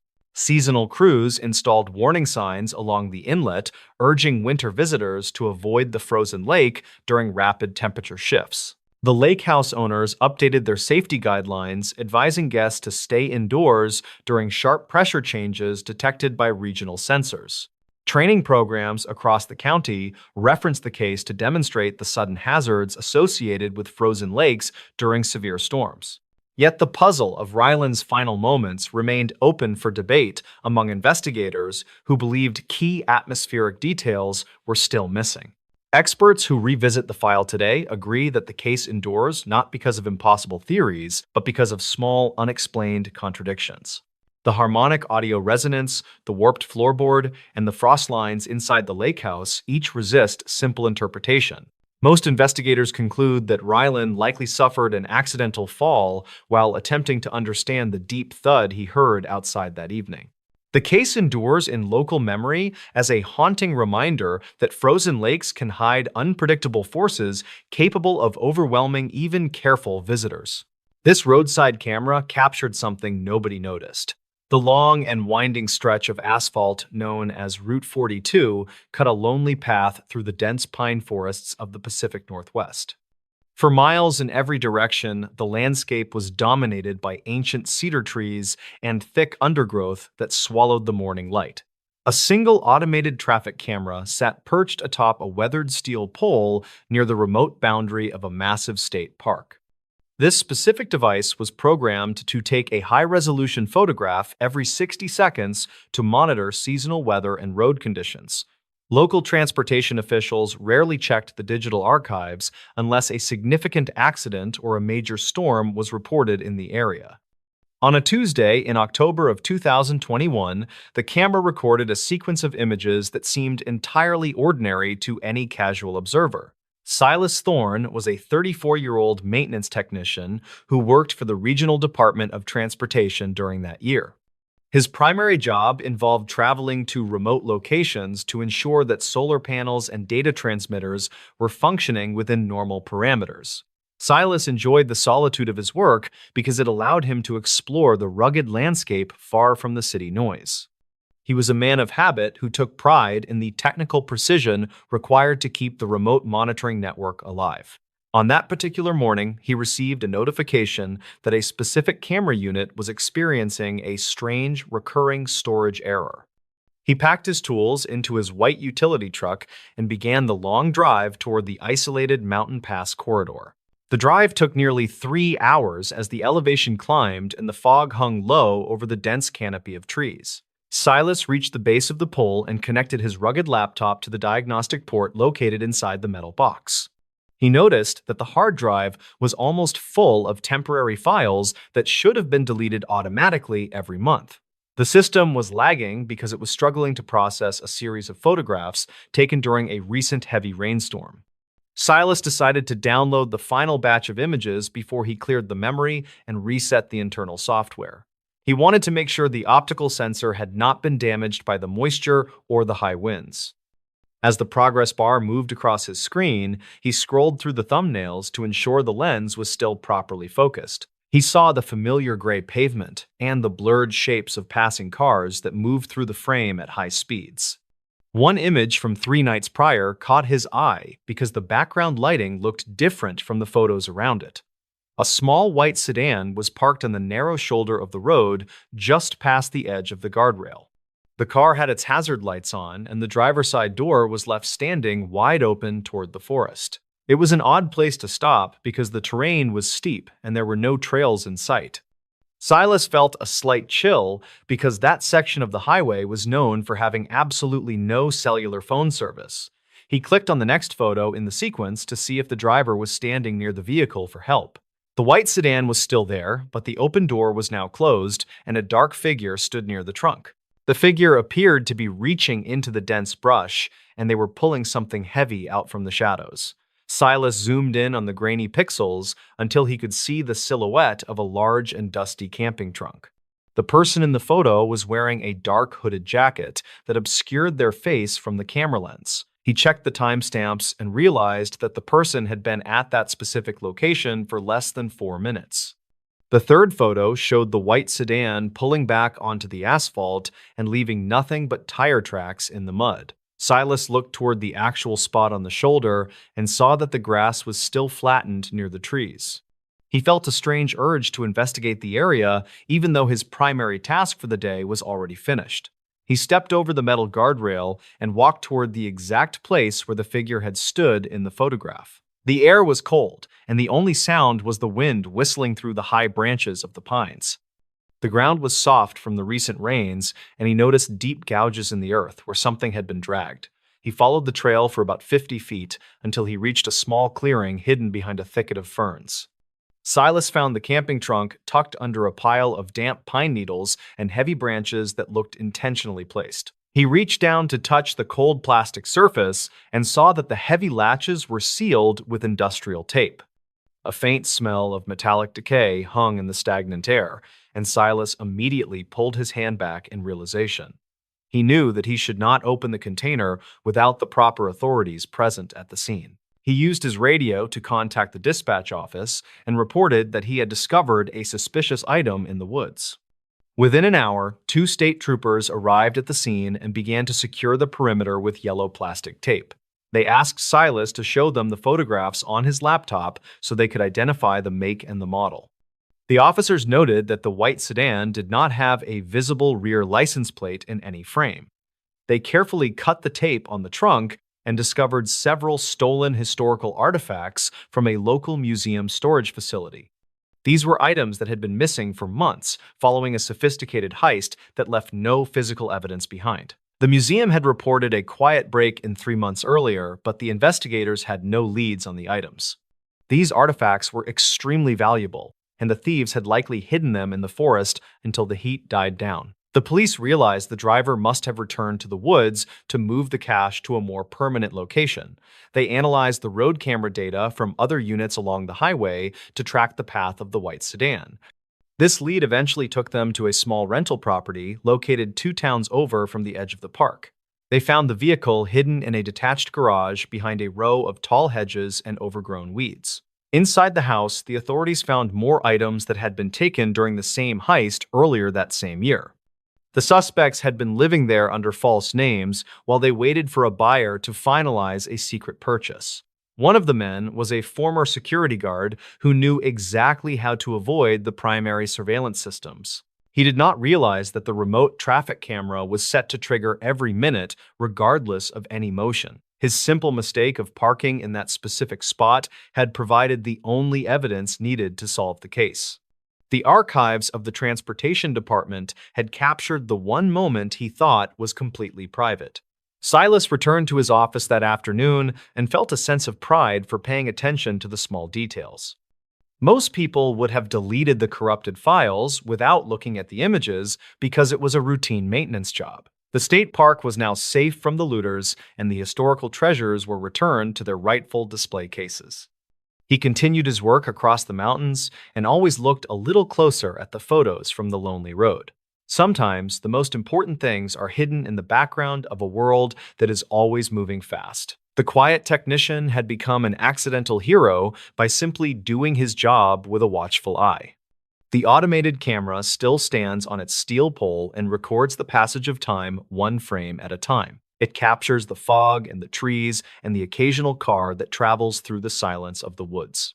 No one ever suspects that a simple machine could be the most important witness to a crime in the wilderness. Silas knows that every photograph tells a story if someone is willing to take the time to look. He drives the highway with a new perspective and watches the shadows for anything else the lens might catch. The forest remains vast and mysterious, but it is no longer a place where secrets can stay hidden forever. This isolated church has a long history. The historic stone chapel, located on the high ridge of the Northern Valley, remained a silent witness to the local history. A heavy oak door stood in the darkest corner of the eastern transept to protect the original property deeds and maps. This facility was a critical link for the Parish Heritage Board because it provided the only physical evidence for the building. For 70 years, the archive operated without a single major incident until a Friday in November of 2022. On that day, the building recorded a sequence of structural shifts that defied every known engineering model used by the office. Lyle Vance was a 46-year-old historical preservation officer who worked for the regional government during that busy year. His primary job involved reviewing the weekly building reports to ensure the foundations remained stable against the shifting mountain groundwater. Lyle enjoyed the solitude of his work because it allowed him to explore the hidden corners of the town buildings. He was a man of meticulous detail who could spot a hairline fracture in 1,000 square feet of ancient stone. On that particular morning, he received a notification that a specific vibration sensor was experiencing a strange recurring calibration error. The descent took nearly 10 minutes as the air grew colder and the dim lights flickered over the damp walls. Lyle reached the end of the hall and connected his diagnostic tablet to the monitoring port located inside the metal box. He noticed that the data logs were almost full of movement alerts that should have been ignored by the software. The system was lagging because it was struggling to process a series of seismic readings taken during a recent light rain. Lyle decided to download the final batch of sensor data before he cleared the memory and reset the internal hardware. As the progress bar moved across his screen, he scrolled through the event logs to ensure the equipment was anchored. He saw the familiar baseline readings and the small spikes caused by the passing of heavy trucks on the road. One log from 3 nights prior caught his eye because the pressure signature looked different from the data around it. A massive weight had been applied to the internal side of the sealed wall just past the edge of the frame. The sensor recorded a steady push that lasted for exactly 5 minutes before the entire system went dark for a second. Lyle felt a slight chill because that section of the church was known for being a completely dead zone for signals.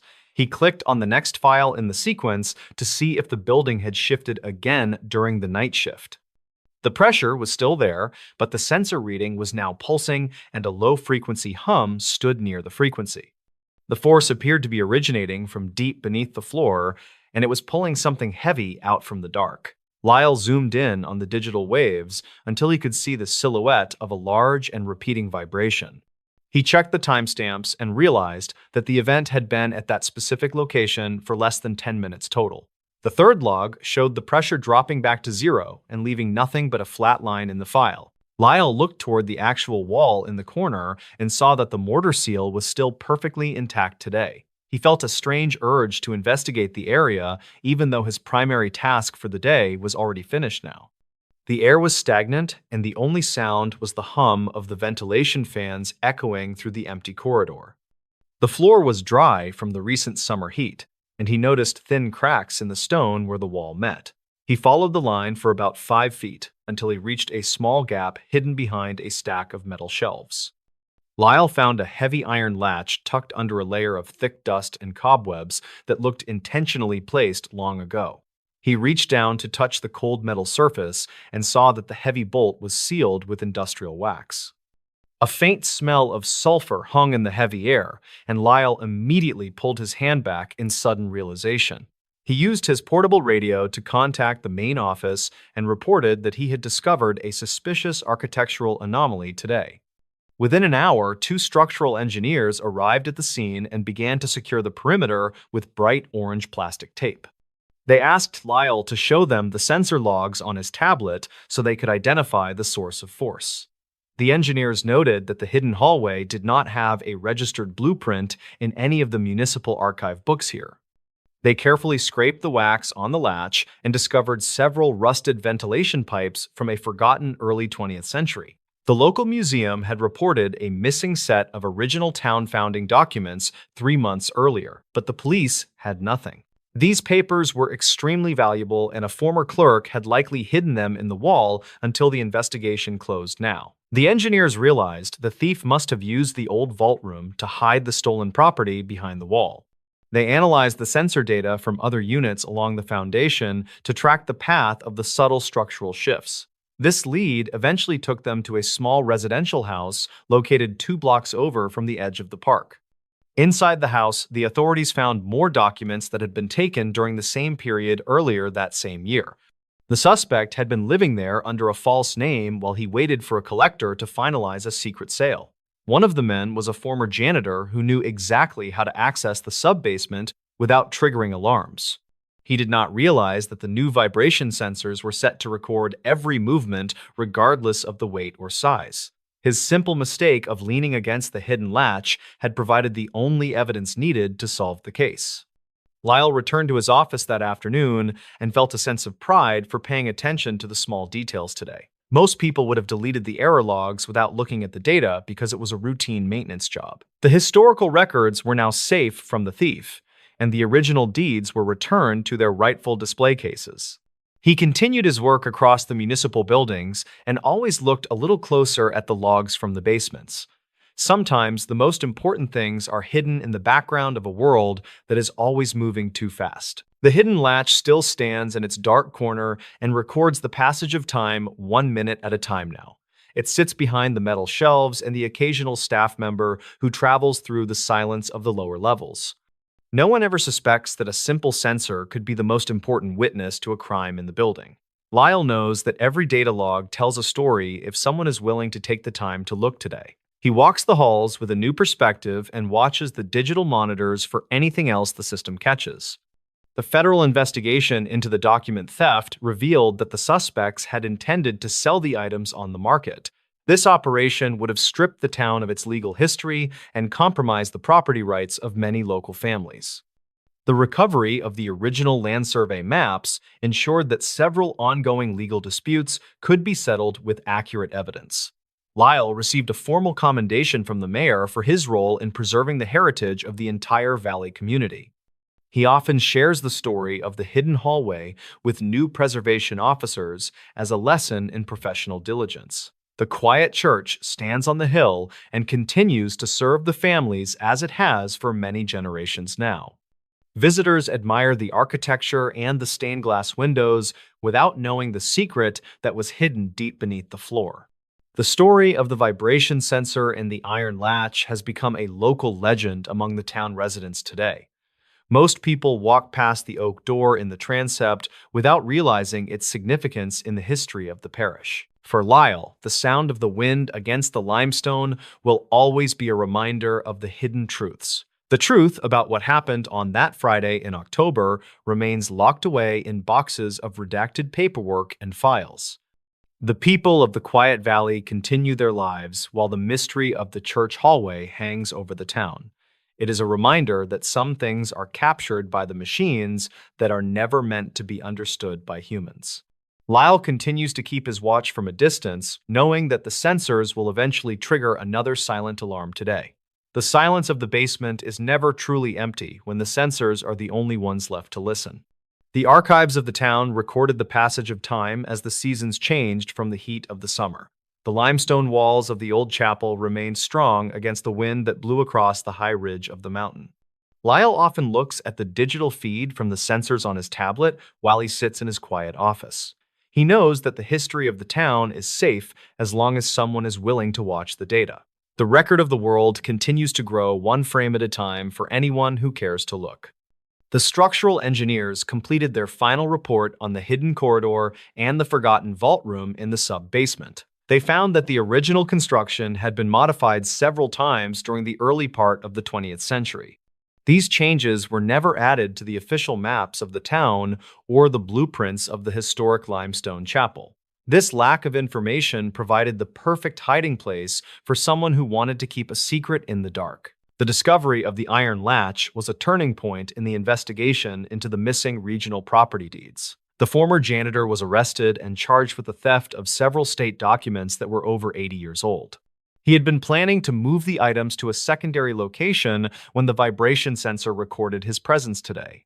The evidence from the digital logs was a critical part of the case presented by the local district attorney. The community was relieved to know that the history of their homes and lands was once again secure in archives.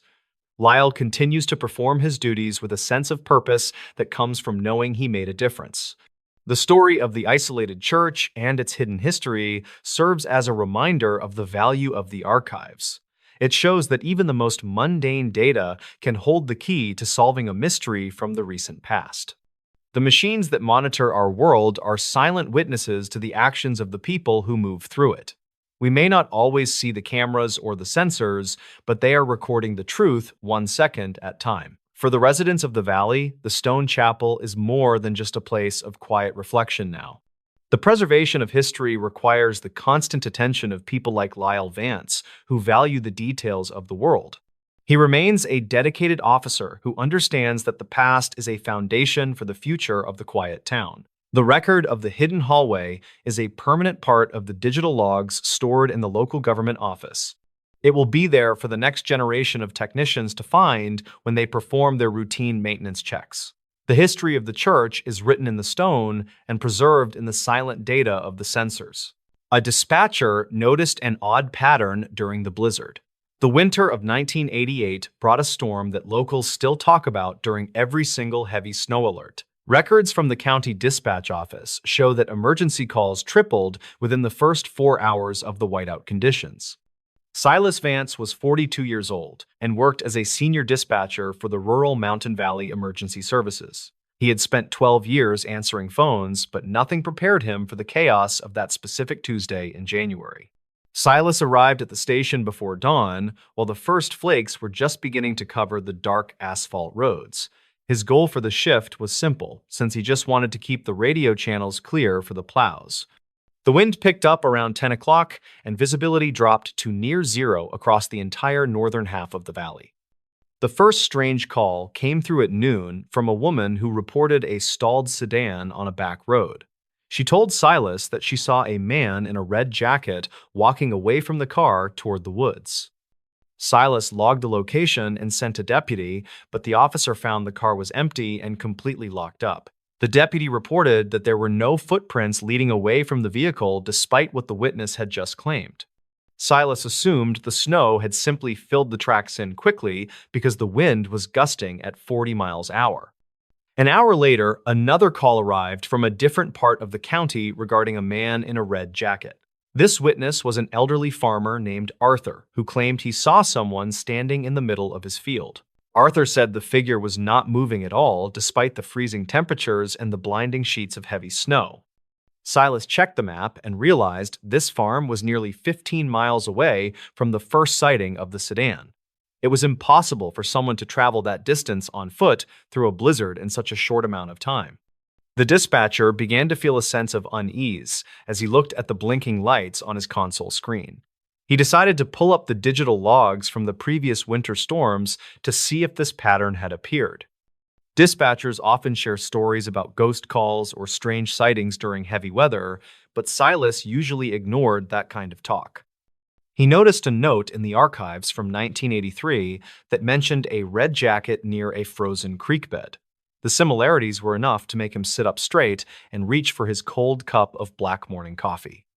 A third call interrupted his thoughts when a local gas station attendant reported a silent person standing by the pumps. The attendant described the individual as wearing a bright red coat that looked far too thin for the sub-zero weather. Silas asked the caller to approach the person, but the attendant refused because the stranger was behaving in a way. The person supposedly turned toward the shop window and just stared with an expression that the caller described as empty. When the deputy arrived 5 minutes later, the parking lot was empty and there were no signs of any visitors. Silas started plotting these points on a paper map of the valley to see if there was a physical connection. He used a red pen to mark the sedan, the farm, and the gas station while checking the exact times. The points formed a perfect straight line that cut across the most dangerous and uninhabited parts of the rugged mountain. This line did not follow any existing roads or hiking trails, which made the speed of the sightings even more. Silas felt a chill that had nothing to do with the drafty windows of the old dispatch center building office. He reached out to a retired dispatcher named Vance who had worked in the valley for over 35 years. Vance listened to the description of the red jacket and stayed silent on the other end of the phone line. The older man finally whispered that Silas should look at the logs from the Great Blizzard of 1972. Silas searched the basement archives and found a dusty folder containing handwritten notes from a very long night in December. He found a report about a missing surveyor who vanished while wearing a distinctive red parka during a record storm. The surveyor was named Elias, and he had been tasked with marking the boundary for a new high-voltage line.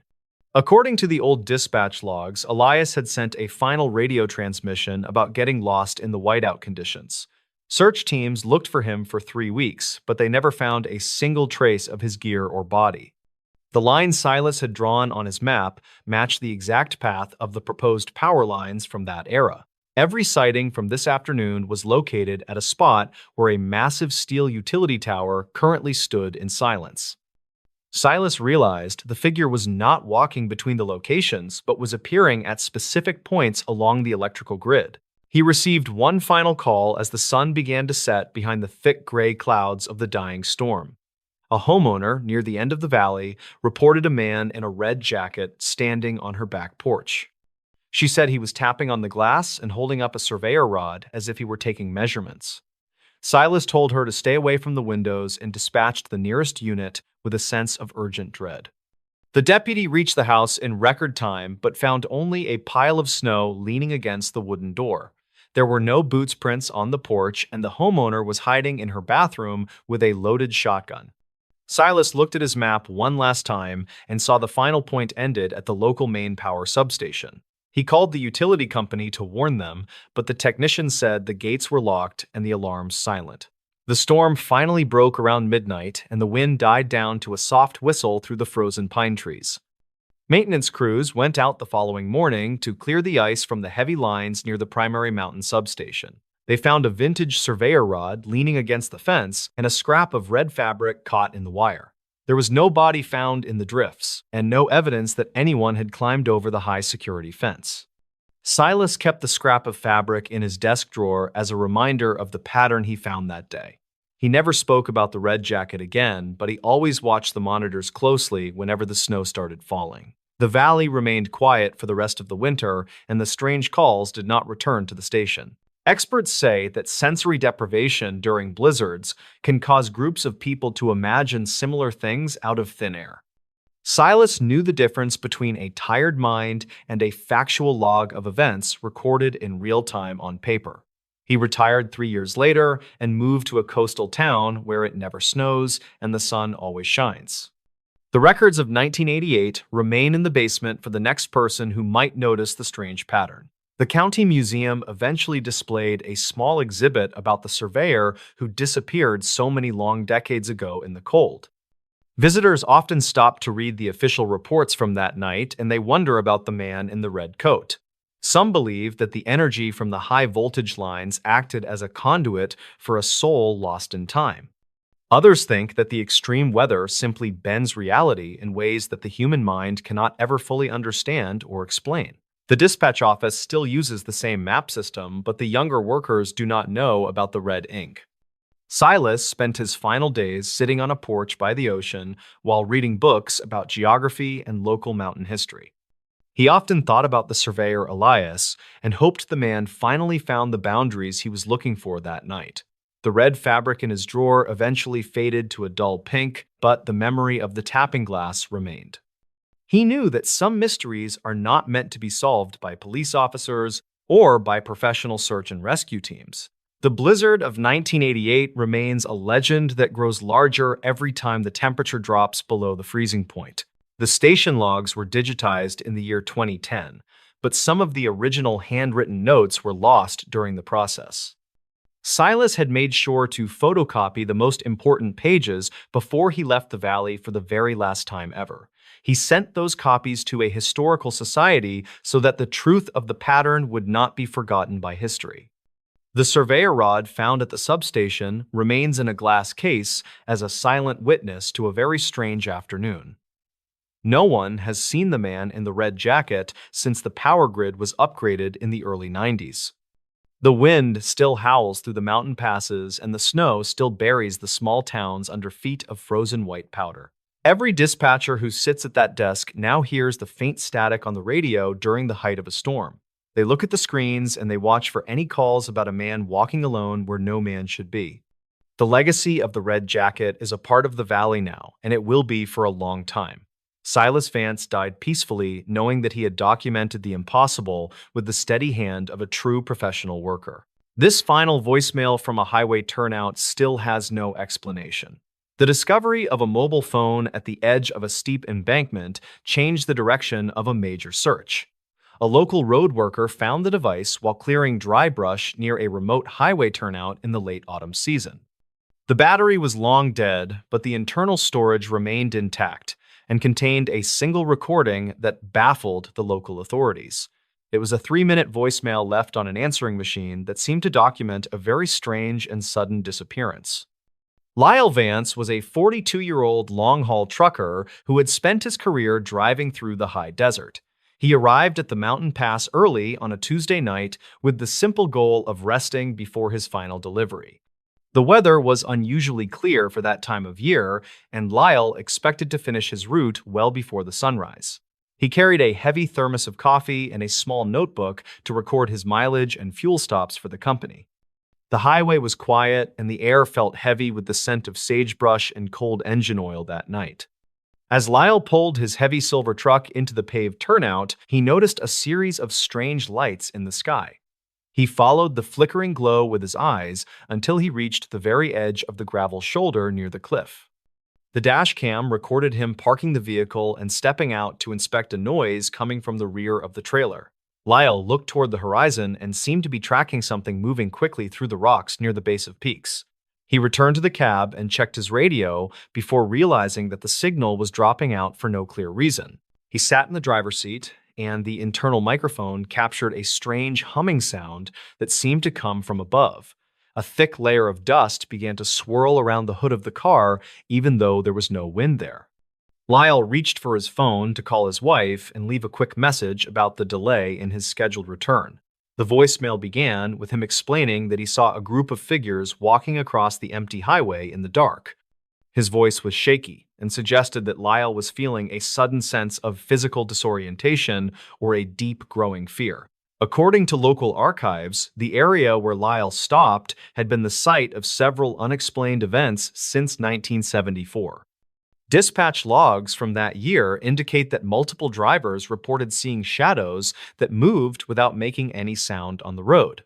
Search teams arrived at the turnout 4 days after Lyle was reported missing, but they found no signs of struggle. They found his truck idling with the door wide open, but the keys were missing from the heavy metal ignition switch. Lyle left his phone on the dashboard, and it was the only piece of hardware that had a recorded file. The trucker had decided to keep the call active even when he realized that no one was picking up the phone. He spent the last few minutes of his recorded life staring into the darkness while the microphone picked up a rhythmic.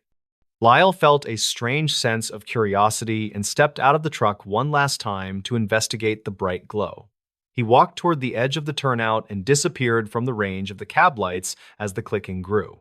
The town was quiet when the investigators finally played the footage back at the local police station several long weeks later. The authorities eventually found a working player and watched the final 30 minutes of the video file with the volume up. They pressed the play button and heard a soft hiss of electronic interference, followed by the sound of a latch. A voice that sounded distant and distorted began to overlap with the audio of the wind blowing through the mountain pass. The figure on the screen moved with a fluid motion that did not match the walk of any human being. He spoke with a level of urgency that suggested he was trying to warn his wife about a sudden light. The footage described how a large shadow would move across the pavement even when the moon was hidden behind the clouds. Witness statements from 2022 mentioned similar shadows being seen by a group of tourists in the same mountain sector. Lyle Vance reported that he had started feeling a heavy pressure in his chest as the clicking sound moved closer. He believed that something was projecting a frequency that was intended to keep him from starting his truck and leaving now. The pressure was reportedly so intense that it caused the glass of the side mirrors to develop a network of cracks. The investigators listened closely as the recording captured the sound of heavy scratching against the aluminum panels of the trailer. Lyle stopped moving for several seconds, and the only sound on the tape was the rapid clicking of a mechanism. The trucker whispered that he could see a tall shape standing just beyond the reach of the high-beam lights. He claimed that the visitors were waiting for the fuel to run out so the turnout would be in darkness. The scratching was persistent and moved from the tires up to the roof of the cab with great mechanical precision. The investigation into the disappearance of Lyle Vance had originally concluded that he likely suffered a medical event and fell. However, the details on the phone suggested that the trucker was being actively followed by something that understood his equipment. The sheriff paused the video and looked at the timestamp, which showed that the camera stopped at exactly 3 in the morning. He felt a chill run down his spine as he realized the clicking on the recording matched the heartbeat of man. The sound was sharp and sounded like metal striking against the frame of the heavy truck in the quiet night. The final few seconds of the voicemail contained a frantic glimpse of a hand reaching toward the window from outside. Lyle shouted that the light in the sky was getting larger and was drawing the oxygen out of the air. He mentioned that he was going to try and hide the phone so that someone would eventually find the record. The recording ended abruptly with a bright flash of white light and the sound of the truck horn being triggered. Silence filled the room of the station as the screen turned black without any more images of the mountain pass. The sheriff contacted the state police the next morning to share the evidence he had recovered from the internal storage. A technician named Silas Reed examined the digital files and confirmed that the audio had not been tampered with or edited. They returned to the site of the turnout together to look for the notebook Lyle mentioned in his final words. The desert seemed empty under the afternoon sun, but the feeling of being watched remained heavy on their tired minds. They found a small metal box buried in the gravel that contained a series of sketches and a ring. The sketches showed detailed drawings of a craft that looked like a polished stone floating just above the jagged highway. One image captured a figure standing in the middle of the road with glowing patterns etched into its gray skin. Silas noted that the silver ring had a residue on it that glowed when exposed to an ultraviolet light source. They realized that Lyle Vance had not simply wandered off, but had been documenting a presence that has been there. The patterns on the sketches seemed to shift when the men looked at them from a different angle in the light. The authorities closed the case officially, but the phone remains in a high-security evidence locker at the county office. The family of Lyle Vance often thinks about the quiet trucker and the warning he tried to leave for them. The video serves as a haunting reminder that the desert holds secrets that are better left undisturbed by those who drive. He no longer explores the high desert because the clicking sound still echoes in the back of his mind at night. The turnout remains empty and avoided by locals, but the phone still holds the final warning of 2020. Every time Silas drives past the mountain pass, he remembers the frantic voice of the lost trucker on that old phone. He kept a copy of the report in a safe place, but he rarely has the courage to read it. The technician, Silas Reed, moved away shortly after the investigation ended, and he never spoke of the silver ring again. Local legends continue to grow about the highway pull-off and the lights that still appear over the mountain peaks. Lyle knew that the truth was recorded on that small device hidden at the edge of the steep drop. Today, the highway is monitored by new cameras that do not require a man to sit in a cab in dark. The turnout is paved with fresh asphalt, and the state has removed the old signs from the high mountain sector. Silas Vance spends his time working in the valley where the lights of the city keep the shadows away. He still wonders if the clicking sound he heard on the phone was a message or just the sound of time. The mountain wind continues to blow dust against the truck stop while the memory of the driver fades into history. Some things are not meant to be recorded by a man who is just trying to get home to his family. Lyle Vance left his voice behind to tell a story that the desert tried to bury in the rocks long ago. The phone remains the only witness to a night that ended with a flash of light and a cold room. He is gone, but the recording continues to play for those who are brave enough to listen to the truth. The high desert is a place of long shadows and deep silence that can swallow a man and truck. We may never know what Lyle saw through the glass of the truck, but we have his voice to guide us. The warning is there for anyone who finds themselves alone in the dark near the old mountain highway in the sand. He was just a driver doing his job when the world changed and the lights came down from the sky. The routine ended, but the story of the recording will live as long as the memory of the turnout. The truth is still out there, waiting for the next person to pull over and look into the dark trees. The silence of the high desert is never truly empty when you listen to the static on the old radio bands. Silas Reed still looks at the stars and wonders if Lyle is out there looking back at the bright city. The silver ring sits in a velvet box and refuses to lose its strange and cold glow in the night. The investigation is over, but the mystery of the highway turnout will never be solved by the men on Earth. It is a story that belongs to the wind and the stars and the man who left his phone behind. We are all just travelers on a road that leads into the unknown parts of the vast and empty world. Lyle Vance was the first to find the secret, and he will not be the last to see the light. The highway remains open, but the turnout is a place where the shadows move with a life of their own. Listen to the wind when you drive through the mountains, and you might hear the clicking sound of the desert. It is the sound of a secret that has been kept for a very long time by the old rocks. The story of Lyle Vance is a reminder that we are never truly alone, even in the most remote places. The final voicemail is a bridge between our world and the one that exists just beyond the reach of lights. We should be careful where we choose to rest when the sun goes down and the desert starts to speak. The light is beautiful, but it carries a price that some men are not prepared to pay in the end. Lyle paid that price, and his voice is all that remains of his long journey through the dark mountain pass. The road goes on forever, but some drivers never reach the end of the line because of the lights. Keep your eyes on the road and do not look too long into the shadows of the high desert. The truth is there, but it is hidden in the static and the clicking of the old magnetic tapes. Silas Vance knows this, and that is why he stays in the city where the lights never go out. The mountain is waiting for the next truck to pull over and listen to the humming in the air. Be safe on the highway and remember the name of the man who tried to warn us all that night. The story of the missing trucker is a tale that will be told as long as people drive. There is no explanation for the voicemail, but there is a lesson in the silence that follows the loud click. We are just small parts of a much larger mystery that is unfolding every night in the dark woods. The highway turnout is a doorway, and Lyle Vance was the one who walked through it into the unknown. We have the recording, and that is enough to know that the desert is alive with a strange power. The mystery remains, and the world continues to turn while the stars watch over the empty and quiet road.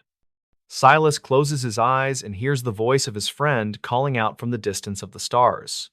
The end of the story is just the beginning of a much larger journey for those who are taken. We will wait for the next sign and hope that we are ready for the light when it comes. The highway is long, and the night is deep, and the secrets are many in the high mountain pass.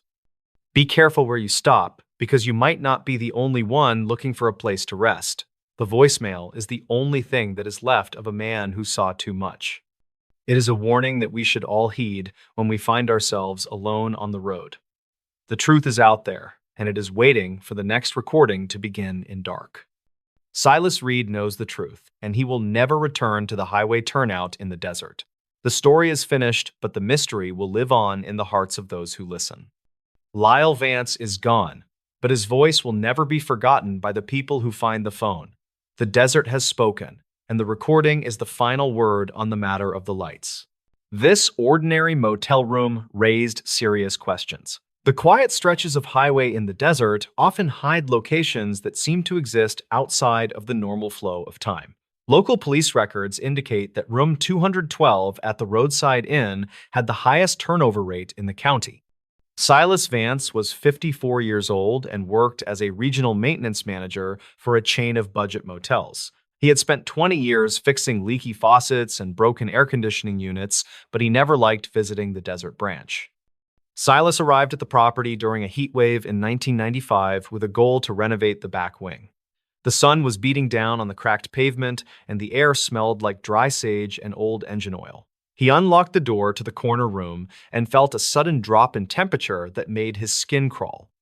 The first strange detail was the placement of the furniture, which did not match the standard layout of the company. Silas saw that the heavy oak desk had been bolted to the floor directly in front of the bathroom door. He checked the maintenance logs and found no record of anyone ever requesting the desk to be moved or secured. Silas moved toward the window and noticed that the glass had been replaced with a much thicker grade of acrylic. The manager told Silas that a guest in 1984 had complained about seeing figures standing in the dunes. This guest claimed the figures were not moving, but were simply staring at the window from the edge of the darkness. Silas assumed it was just a prank played by locals or a trick of the light on the sand. An hour later, Silas found a hidden compartment behind the headboard while he was stripping the old wallpaper from the wall. This compartment contained a small handheld recorder and a stack of notebooks filled with rows of very precise numbers. The notes were dated from 1972 to 1988, and they tracked the exact movement of stars. Silas flipped through the pages and realized the handwriting changed every few years, even though the mission remained the same. It looked like a succession of strangers had checked into this specific room to continue a single long-term study. Silas checked the motel guest registry, but the names used for room 212 were all common and fake. It was impossible to tell who had been living in the room or what they were actually looking for. The investigator began to feel a sense of heavy observation as he worked in the dim light of the room. He decided to play the tape from the recorder to see if it contained any clues about the occupants. Silas heard the sound of heavy breathing, followed by a series of rhythmic clicks that sounded like a telegraph machine. A voice finally spoke on the tape, and it sounded like a man who had not slept for many days. The man said that the pattern was repeating and that the window was the only lens that stayed focused. Silas felt a chill despite the desert heat because the voice sounded exactly like his own father, who vanished. His father had disappeared during a trip through this valley in 1976 and was never seen again. A third anomaly appeared when Silas pulled up the carpet and found a series of etched lines in the concrete. The lines formed a perfect map of the surrounding mountain peaks and the dry lake beds located to the north. Silas placed his own topographical map over the etchings and saw they matched with a margin of error of 0. One specific spot on the map was marked with a deep red stain that looked like old dried house paint.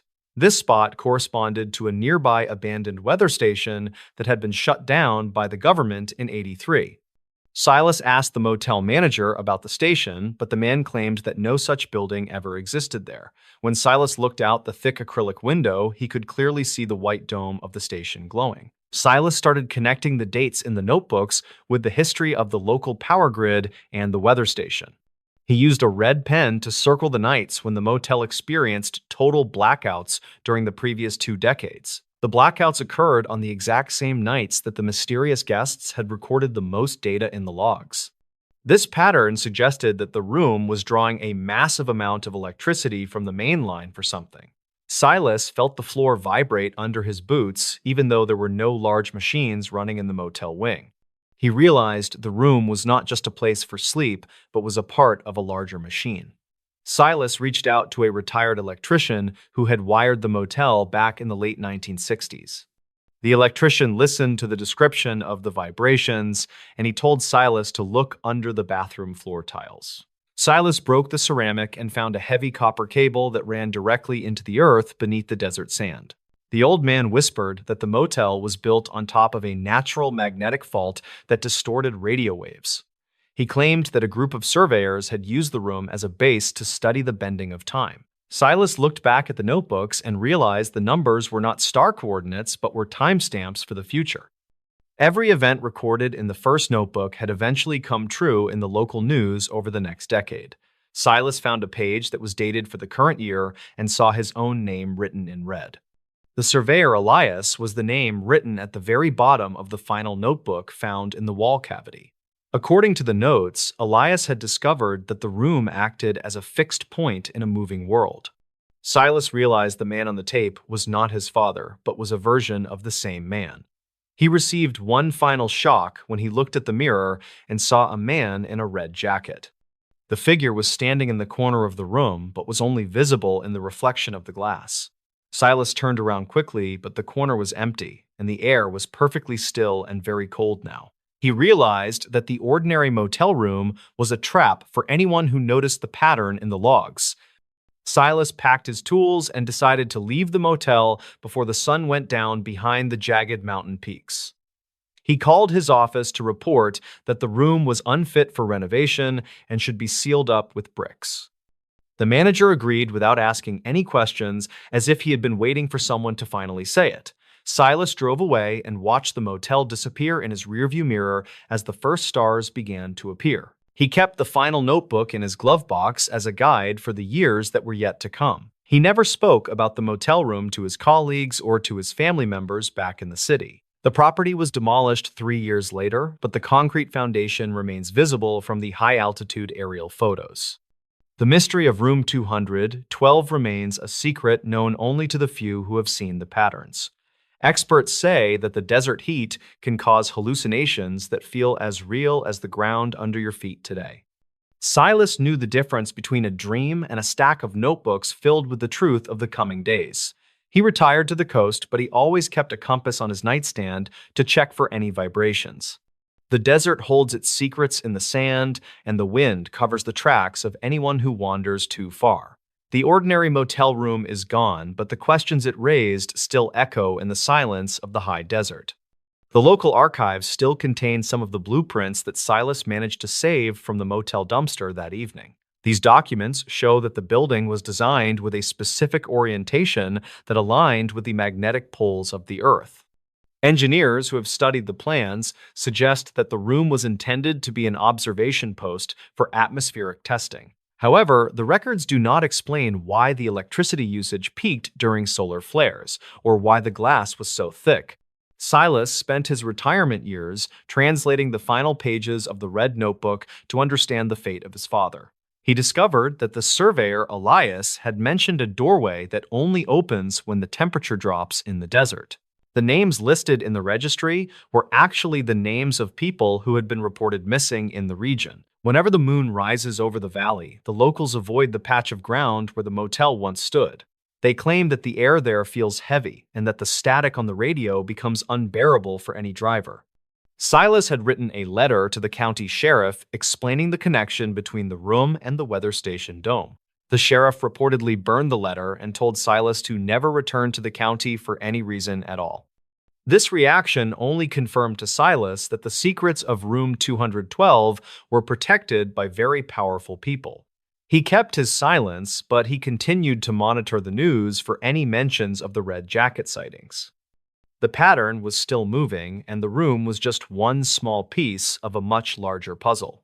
The final entry in the notebook was a set of coordinates that pointed to a location deep within the mountains. Silas never went to investigate those coordinates because he knew that once you step through that door, you never return. He lived the rest of his life with the knowledge that the world is not as solid as it seems. The desert sun eventually bleached the red ink from the pages, but the words were burned into his memory. History is full of these ordinary places that hold extraordinary questions for those brave enough to look under the surface. The motel room was just a room, until Silas Vance decided to pull back the carpet and see the truth. In this new story, archived travel notes from cold region patrols mention a winter road exit where visitors reportedly vanished during heavy storms each January. The incidents share subtle similarities, which led locals to warn travelers about taking that route after dusk. No official conclusion ever linked the area to crime, which kept the road open despite unsettling reports. Clara Haldren, a 34-year-old wildlife survey assistant, drove that road during a mid-January evening as she returned from a remote tracking station. She planned to reach her lodge before nightfall since blizzard warnings suggested dangerous winds by midnight. Her assignment involved recording migration data, which required several hours in snowy terrain. By late afternoon, the sky turned darker than expected, which convinced her to take the faster exit toward the valley. The road narrowed as she approached the turnoff, where a leaning sign barely remained visible through swirling frost. Patches of wind-carved ice stretched across the asphalt, which forced her to slow her truck. She noticed tire marks moving toward the exit, despite local warnings posted on bulletin boards in nearby towns. She had heard stories about sudden whiteouts that formed without warning near the valley, but she never experienced one herself. Clara turned onto the exit, which dipped into a hollow between tall ridges. Snow absorbed nearly all sound, which gave the empty road an unnerving stillness. Her headlights caught glimpses of broken guardrails, which suggested others had struggled with the sharp curves. She breathed slowly while gripping the wheel because something about the air felt heavy. She checked the clock and noted she still had enough time to reach her lodge if the weather held. A faint flash reflected in her side mirror, which made her glance backward. For a moment, she thought she saw another vehicle, but nothing followed her. The hollow deepened until the ridges blocked the last hints of daylight. She continued carefully while her radio crackled with static. She tried adjusting the frequency, but the distortion grew louder until she shut it off to preserve concentration. As she neared the midpoint, she saw an overturned snowmobile lodged against a half-buried mile marker. She stopped her truck and stepped out into wind that bit through her jacket. The vehicle looked recently abandoned, which meant someone had been traveling this route despite community warnings. She called out anyone out here, but her voice faded quickly into the storm-filled air.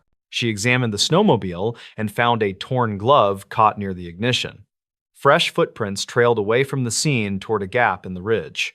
The steps looked uneven, like the person stumbled repeatedly. Clara debated searching farther, but darkness pressed in fast, which made her decide to continue driving and report the discovery later. She returned to her truck, but before she could start the engine, a dull mechanical hum drifted across the hollow. The sound came from deeper along the road, which confused her because there were no structures nearby according to regional survey maps. She started the engine and followed the route slowly until she saw a faint orange light blinking in the distance. The light remained steady as she approached a wide bend where snow piled high along both shoulders. At the bend, she discovered an abandoned road maintenance trailer with its hazard beacon still running. The trailer door hung open while snow drifted inside. Her breath caught as she realized the beacon could not have lasted long in such cold conditions. She approached the trailer and saw scattered tools on the floor, including a cracked radio handset. A notebook lay half buried near the wheel, with entries mentioning repeated signal interference along the exit. As she flipped through the notebook, she found a page describing faint vibrations in the ground during certain storms. The writer mentioned hearing muffled clanks like large metal parts shifting beneath the road. Clara frowned because no underground structures existed in this region except old drainage channels long since collapsed. A sharp gust of wind slammed the trailer door, which made her jump. She returned to her truck and continued driving because the storm intensified rapidly. Snow fell so heavily it appeared as a wall of white ahead of her headlights. She slowed to a crawl and kept both hands tight on the wheel as she followed the faint curve of the asphalt. The ground trembled lightly beneath her, which reminded her of the notebook entry. She dismissed the idea because she believed the wind caused the shaking. A shadow crossed her headlights, which made her hit the brake. A lone figure stood near the shoulder, wearing a winter suit covered with frost. Clara rolled down her window slightly and called, "Do you need help?" But the figure remained motionless. She stepped out cautiously and walked toward them with her flashlight held steady. When she reached the figure, she saw the suit was empty. It hung on a crooked pole that had been planted in the snow. A small handwritten tag on the collar read, "Do not follow the lines." The message unsettled her because it sounded like a warning written in haste. She turned back toward her truck when the ground vibrated again. This time, the tremor felt rhythmic, like machinery running beneath frozen soil. She knelt and placed her hand on the snow, which gave a slight pulse. Her breath quickened as she looked around the hollow, now swallowed by dense, blowing snow. She hurried to her truck, but before she could enter, she heard a deep, metallic shift to the east. The sound carried through the wind like a massive gate sliding along rails. She could not see anything past the storm, but she sensed movement in the valley. She entered the truck and locked the doors while trying to think clearly. Her headlights flickered as if something interfered with the electrical lines. She tapped the dashboard, then noticed faint lights appearing ahead on the road. They flickered irregularly, like small beacons activating in sequence. The lights formed a line that guided toward a narrow pass between the ridges. Clara refused to approach that direction because locals frequently reported strange sightings near that pass. She reversed slowly while trying not to lose traction. The lights brightened briefly, then faded until darkness returned. The vibration beneath her truck continued for several minutes before stopping entirely. She took this brief calm to turn around on the narrow road, which required precise steering due to steep snowbanks. As she maneuvered her truck, the beam of her headlights crossed a collapsed service gate near the slope. She had not seen this gate earlier, which meant either snow covered it before or something triggered a shift that exposed it. She walked closer and found tracks leading inside a shallow service tunnel cut into the ridge. The tracks appeared similar to those from the abandoned snowmobile. She snapped several photos and backed away because the chemical scent of old fuel drifted from the opening. She returned to her truck, hoping to escape before the storm worsened. As she drove upward, the ground vibrated again, though softer this time. She kept her focus on the road until she reached the valley rim, where wind cleared some of the snow. From this angle, she saw faint glimmers below which matched the blinking beacons earlier. She paused briefly because the pattern formed straight lines that cut through the hollow in unnatural alignment. The moment she looked down, a loud clank echoed across the valley, which made her flinch. The beacons vanished instantly, as if someone shut them off in unison. She accelerated toward the main road while gripping the wheel tightly. The exit curved toward safer terrain until she reached an old ranger turnout. She parked beside the shelter and caught her breath. Inside the shelter, she found outdated emergency logs describing similar winter vibrations recorded years earlier. One entry mentioned a collapsed engineering project that attempted to construct a hidden supply tunnel during a past decade. The project was abandoned due to repeated cave-ins and unreported injuries. After reading more, she realized the collapsed network sat directly beneath the exit she had traveled. She left the shelter with a deeper understanding of the hollow. The underground structure might have partially remained intact, which explained the vibrations and moving air currents. Yet the functioning beacons and shifting patterns suggested someone continued to monitor or access the network despite its unstable condition. Clara reported everything to regional authorities after reaching her lodge. Investigators visited the exit days later when the storm cleared. They found the snowmobile missing along with the abandoned maintenance trailer. Only scattered tools remained frozen into the ice. The pole with the empty winter suit had fallen into a drift, and the tracks near the service tunnel had vanished under fresh snow. Survey teams detected slight subsurface cavities below the hollow, which matched remnants of old industrial tunnels. They also documented faint metallic debris buried deep under compacted snow, which suggested past attempts to reinforce underground sections. No modern machinery was found, which left the source of the vibrations unresolved. Locals continued to warn travelers about that exit each winter. They claimed the hollow changed during storms. Some believed shifting pressure reopened parts of the underground network. Others thought an unknown group used the tunnels secretly during harsh weather. Travelers who ignored warnings sometimes reported lights moving in patterns along the valley floor, though no proof ever surfaced. Clara kept her distance from the exit after that night. She felt certain someone maintained parts of the collapsed network. The beacons and rhythmic tremors convinced her the hollow remained active during storms. The Winter Road exit still cuts through that valley and remains open each January, despite repeated warnings whispered in nearby towns where people remember the old project and the long, silent tunnels that still breathe beneath the project. Snow. An archived voicemail investigators still study. The silent servers of the regional telecommunications hub in the coastal city of Blackwood Bay remained a quiet witness to the digital age. A single automated backup drive sat perched atop a weathered metal rack inside the remote boundary of a busy industrial park. This specific device was programmed to record all redirected emergency voicemails every 60 seconds to monitor service reliability and potential network failures. Local communications officials rarely checked the digital archives unless a significant outage or a major system crash was reported in the area.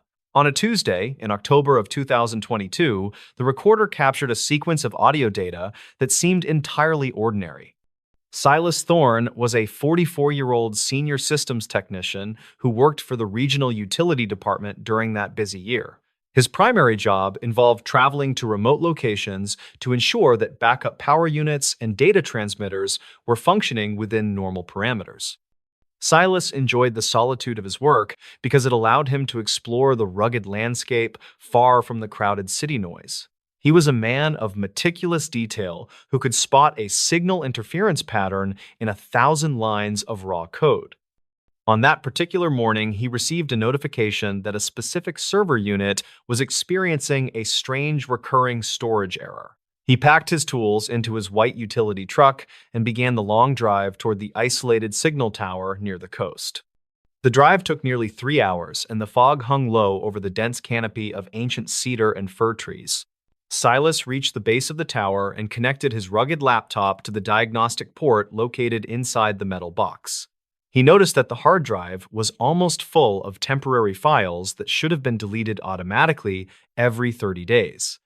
The system was lagging because it was struggling to process a series of voice recordings taken during a recent heavy rainstorm. Silas decided to download the final batch of audio files before he cleared the memory and reset the internal software of the server.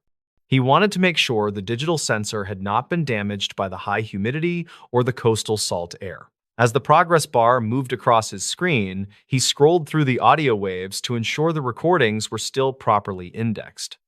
He saw the familiar blue lines and the blurred shapes of passing data packets that moved through the system at high speeds.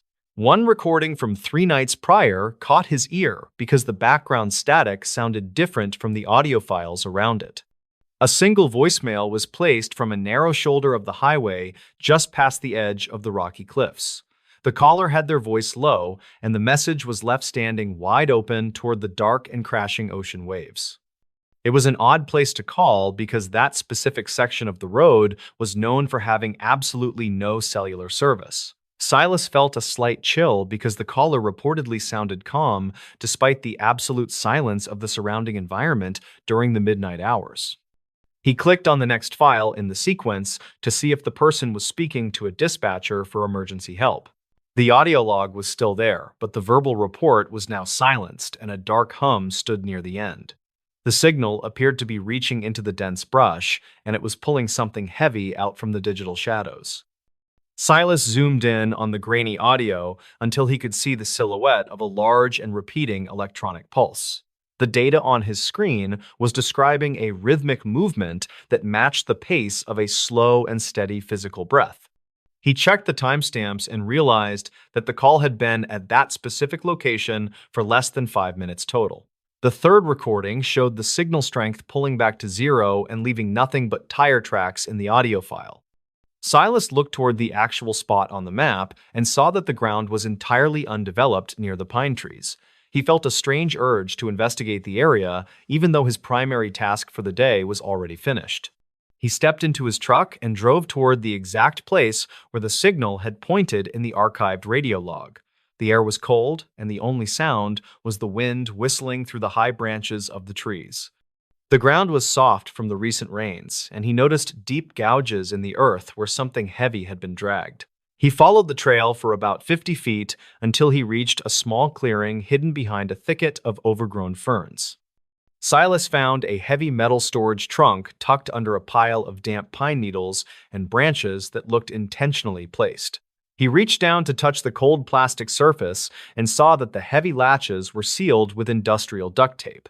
A faint smell of metallic decay hung in the stagnant air, and Silas immediately pulled his hand back in sudden realization. He knew that he should not open the container without the proper law enforcement authorities present at the remote scene.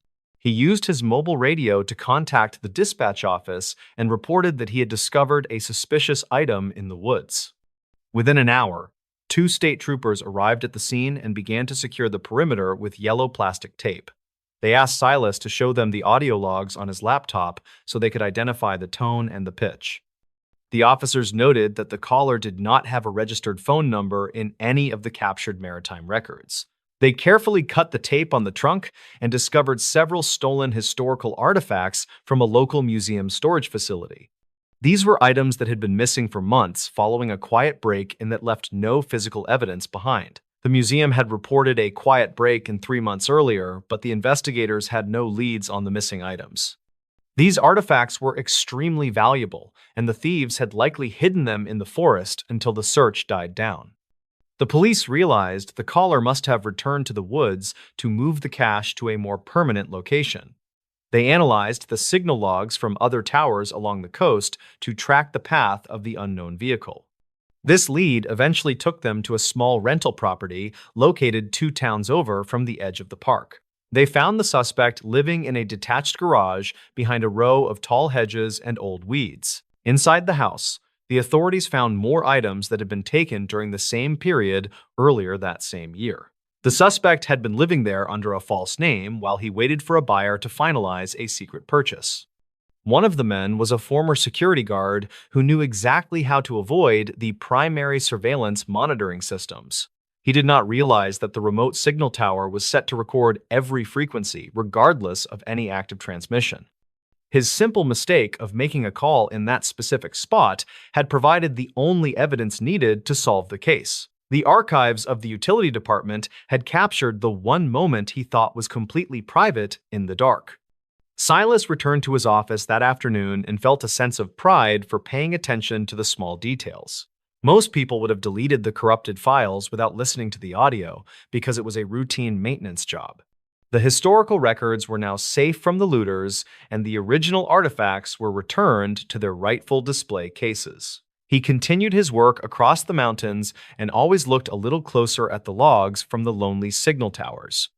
Sometimes the most important things are hidden in the background noise of a world that is always moving too fast. The quiet technician had become an accidental hero by simply doing his job with a very watchful ear. The automated recorder still sits in its metal box and records the passage of time, one file at a time. It captures the wind and the trees and the occasional signal that travels through the silence of the deep woods. No one ever suspects that a simple machine could be the most important witness to a crime in the wilderness. Silas knows that every audio log tells a story if someone is willing to take the time to listen. He drives the coast with a new perspective and watches the signal meters for anything else the antenna might catch. The forest remains vast and mysterious, but it is no longer a place where secrets can stay hidden forever. The federal investigation revealed that the suspects had intended to sell the items on the black market to private collectors. This operation would have stripped the town of its legal history and compromised the integrity of the local museum archives. The recovery of the original artifacts ensured that several ongoing historical research projects could be settled with accurate evidence. Silas received a formal commendation from the regional board for his role in preserving the heritage of the entire coastal community. He often shares the story of the archived voicemail with new technicians as a lesson in professional diligence and care. The signal logs are now fully digitized, but the physical history remains protected by the sensors and the heavy forest. The quiet tower stands on the hill and continues to serve the residents as it has for many years. Visitors drive past the industrial park without knowing the secret that was hidden deep beneath the canopy of the trees. The story of the digital recorder and the metal trunk has become a local legend among the city residents. Most people walk past the signal tower without realizing its significance in the history of the regional maritime safety. For Silas, the sound of the wind against the antenna will always be a reminder of the hidden truths. The record of the world continues to grow one frame at a time. For anyone who cares to look, the truth about what happened on that Tuesday in October remains locked away in boxes of redacted paperwork and files. The people of Blackwood Bay continue their lives while the mystery of the archived voicemail hangs over the coast. It is a reminder that some things are captured by the machines that are never meant to be understood by humans. Silas continues to keep his watch from a distance, knowing that the sensors will eventually trigger another silent alarm. The silence of the forest is never truly empty when the sensors are the only ones left to listen. The story of the call is written in the data and preserved in the digital logs.